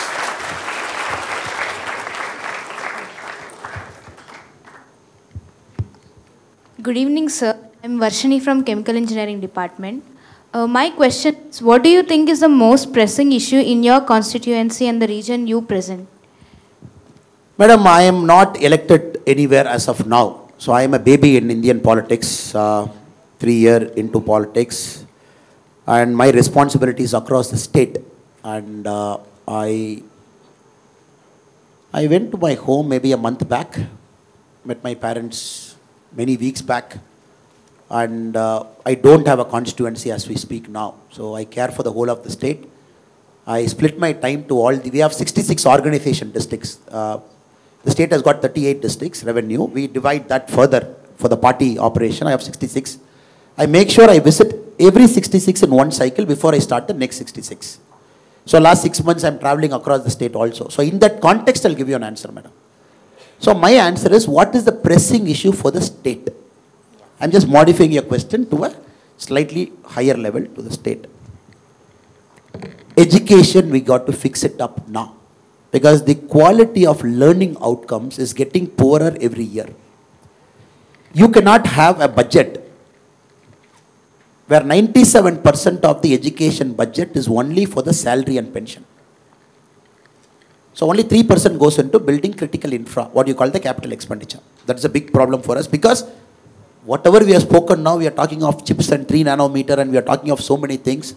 Are we building our citizens for the future? If you ask my honest answer today, it is no. Especially in the state, my state, here. The second issue is alcohol and alcoholism in Tamil Nadu. When 2 days back the state finance budget got presented, the Tamil Nadu government said the revenue from the alcohol was 50,000 crore, which is the state revenue. 50,000 crore from tax, state revenue. Between the ages of 18 to 60, adult male, we have 19% who are alcohol addicts. That is a serious issue, we got to fix it. The third one, the imbalance in development within the state. For example, 8 districts of Tamil Nadu contribute 52% of Tamil Nadu's growth. 30 districts of Tamil Nadu contribute 48% of Tamil Nadu's growth. We got to fix it. Make sure the development is more regional, it is more sub-regional, it is more across the district. What they say north-south. In Tamil Nadu, you have this north-south or east-west or whatever it is inside. The fourth pressing issue for me is reforming police, pet subject of mine. And unless you don't have a proper policing system, everything around the economy will start collapsing slowly and steadily. You can't have a police force that is overworking 16, 17 hours a day. And we got to find a way. They cannot have unions, they cannot voice it. You know, 16, 17, madam, just to go little bit more thing because of my background, why I put this in fourth question. Normally policing will be lost for any politician. Because a weakened police is good for a politician. That's the way politics functions. Police should say, sir, if you call me, I will do it, sir, else you will transfer me to a place where there is no water. So better I will listen. So I flip this theory ulta. I am like, if I empower you, you will maintain that neighborhood safer. Where I will increase the percentage of women who will get into labor. India's next growth is women participation, sir. No doubt, sir. India's next level of growth is women participation. Women-centric development, 2014 to 2024, Modi ji, correct? 2024 to 2029, what do you think is? Women-led development. Women have to lead, no doubt. Very simple. And the guys who are sitting here, you will realize, women have to lead. You cannot have 52% of the population just being about 19-20% of the labor force. So, moment you fix up the policing, you get lot of things right. The immediate output is the woman labor force will go up, correct? So, when I was a cop in Chikmagalur, I had this crazy idea. One day I saw a guy who was very fat, 117 kg. I asked him, why are you fat? He said, sir, stress, sir. I eat very less, sir. I eat only 2 idli, sir. Many of you might have the problem here. I eat only 2 idli. I don't know why I am gaining weight. Doctors say it is stress, hormone imbalance. You don't sleep. You do night rounds. And you always think. So you put on weight. That's theory we all know, psychosomatic disorder. I had this crazy idea. I thought, madam, please sit, madam. Sorry, I'm making you to stand. I had this crazy idea. I thought, if you reduce 5 kg in the next 90 days, you will get a posting of your choice within the district. Because Chikmagaluru is a big district in Karnataka. So big district, length to length is 125, 130 kilometer. And this side is close to about 170, 160 kilometer. And sometimes the guy whose home is here is posted 100 kilometer away in a police station within the district. So he has got a child, he has got a wife, he has got a parents. Or females posted 60 kilometer, 80 kilometer away. So you don't have that sense of a family, sense of joy, not participating in your family's function, which calms you down as a human being, which prepares you. You become like a rotten cop because you stay in the police station nearby, you do policing work all 7 days, you go to home twice a month, 2 days a month. So what happened? You lose that sense of balance. You become arrogant, you shout at people, you don't want to do work. I thought, how will we solve it? I said, you reduce 5 kg, you come and ask me, you want a posting in your own place, I will give you as SP. The next day morning, I told my PA, sir, tomorrow morning, I'm going to announce. I'm going to put a weighing machine in my office. Since every day I'm not in office, whichever guy comes, you make him to stand in the weighing machine, you write down his weight. 90 days later, he has to come back, stand in the same weighing machine. Below 5 kg, we'll give a posting of his choice. Next day morning, my PA called, sir, 400 people have come, sir. How will the district police function? We have only 1,200. Everybody is here. I said, array, yaar, half day, nothing will happen. Make everybody to stand in 2-3 weighing machines, buy 3, quickly note and send them back. Let them go back to the, because police station, you got to man people. They cannot come to the headquarters and sit, because some law and order will happen.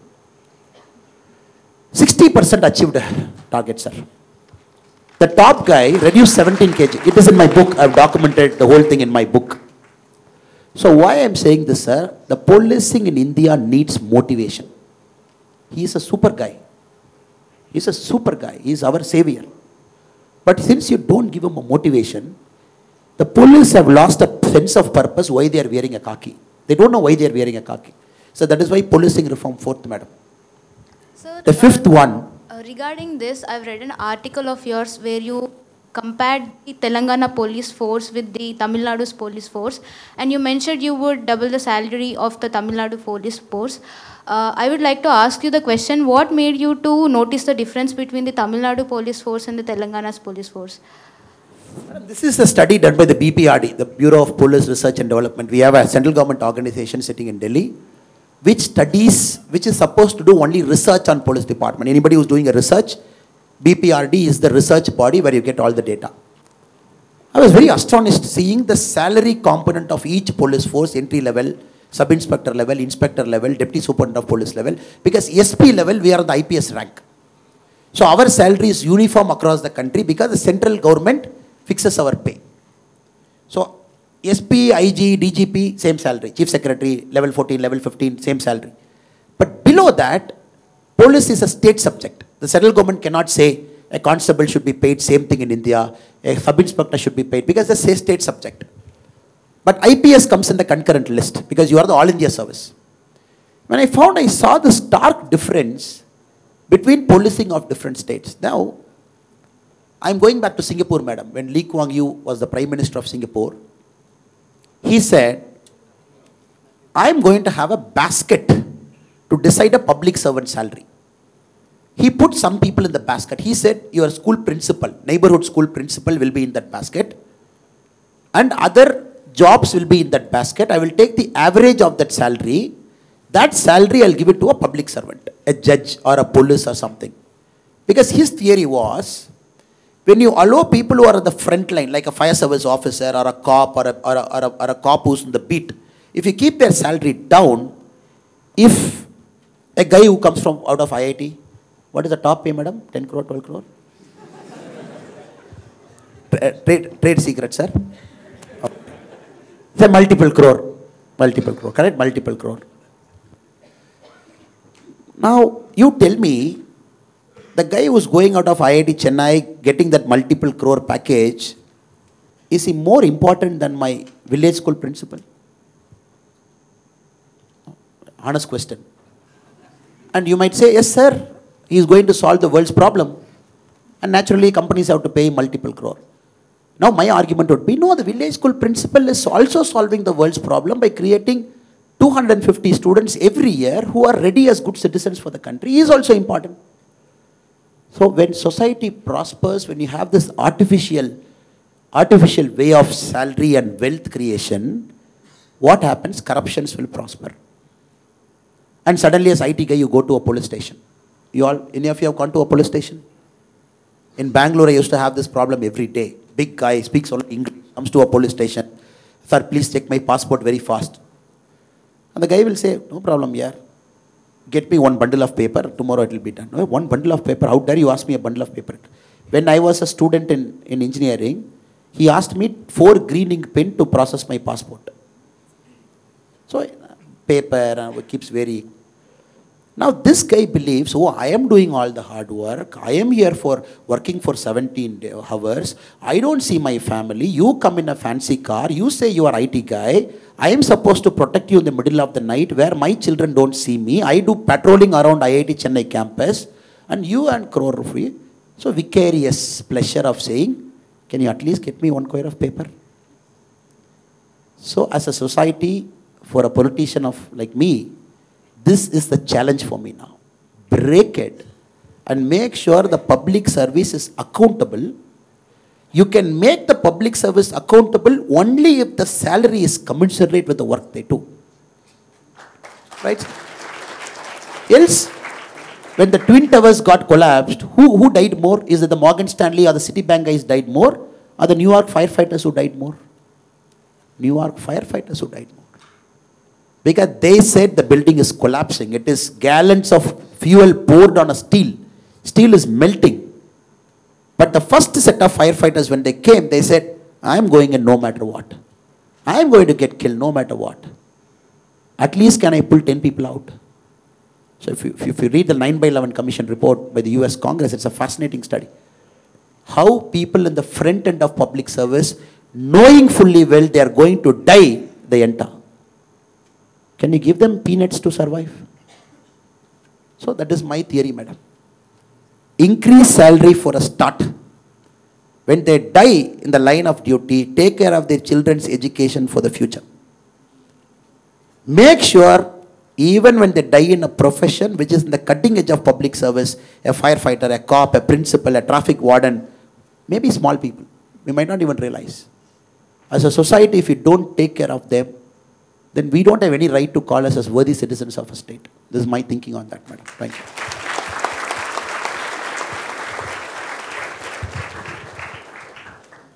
Hi, sir. I'm Raghuram, who has been following you from the past. I have a question for you. Yes, sir. It's like, how are you planning to collaborate with other stakeholders like opposition parties for betterment of Tamil Nadu and the nation, sir? Great question, sir, because politics essentially is collaboration. And you can't live in an island and say, I am like this and my attitude is like this. Either you come with me or go to hell. So everybody will say, I am like this, my attitude like this, you go to hell. In the parliament, you keep seeing the fights. And democracy is slow because of collaboration, sir. But democracy is also great because of collaboration. Normally, when as a democratic guy, you say, oh, my country is democracy. Look at this Chinese yard. One guy comes from the state, he says, straight line, the road has to be straight. But in India, when I put a road, sir, if you put road here, 4,000 votes will go, that temple, okay, shift right. Sir, when you put road, agriculture land, sir, people will put us, okay, shift left. Sir, one whole village is gone, sir, 2,000 old megalithic site, okay, put center. So our Indian democracy is essentially a democracy of compromise. And we should feel happy that we are living in a democracy that has got the ability to do compromises. When I was your age, sir, a college student like you, I never believed in compromise. When I was a cop, I never believed in compromise. To hell with it, this is my highway, white and black. I'm coming to the earlier part of my answer where I said, sir, we have to operate in grey in politics. It will test your moral limit to the hilt, because all compromises are worth it. You cannot harm somebody by development.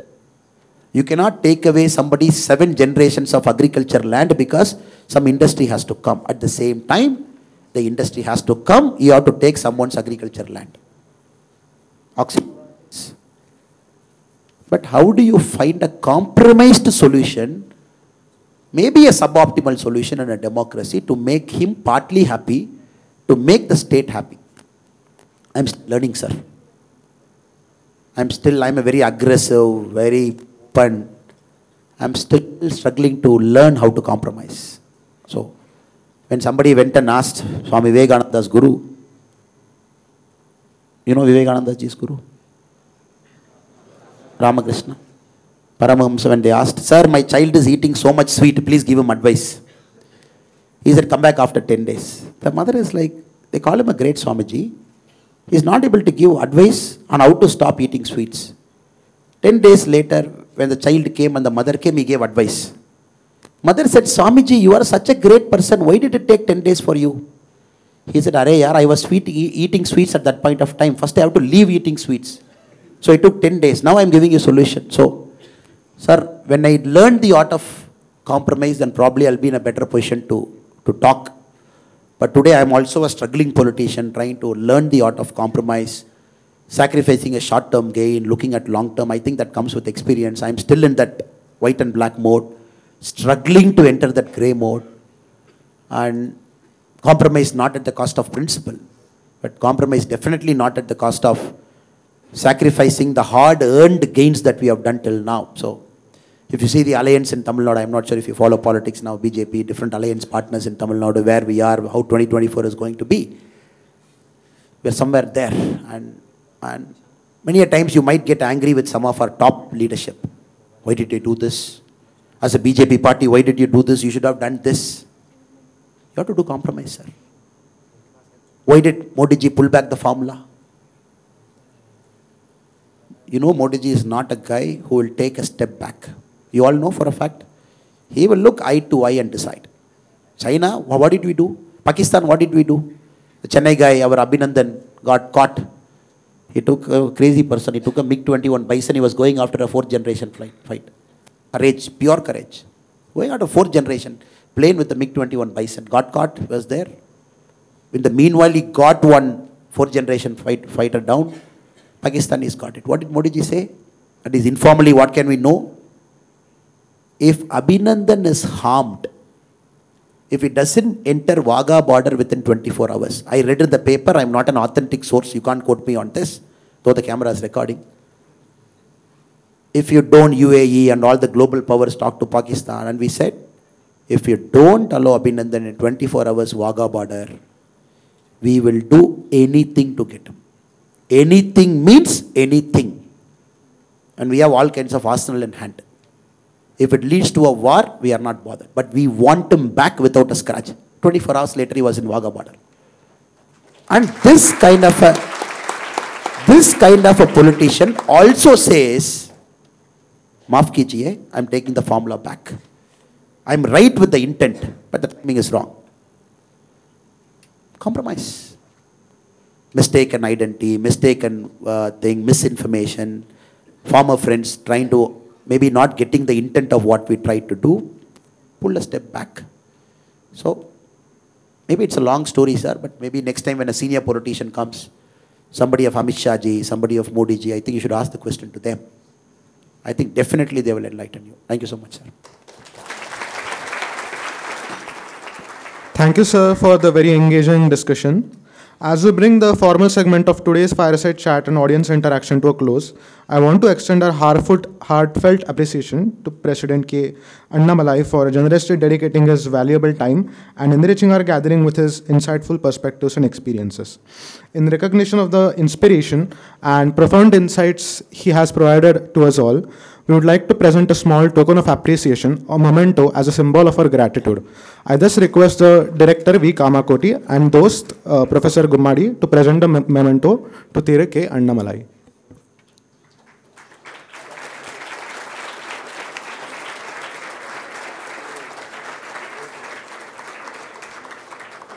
I also request Student General Secretary Aniket Singh Patel to present the EML moment.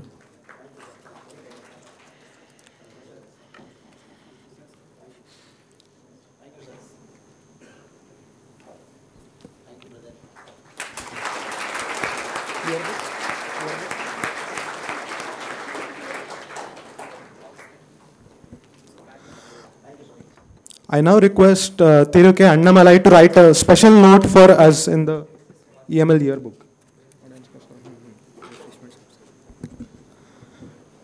Dear everyone, we express our gratitude for your presence at today's event and eagerly anticipate your active participation in all upcoming EML events in the future. Thank you for attending today's event.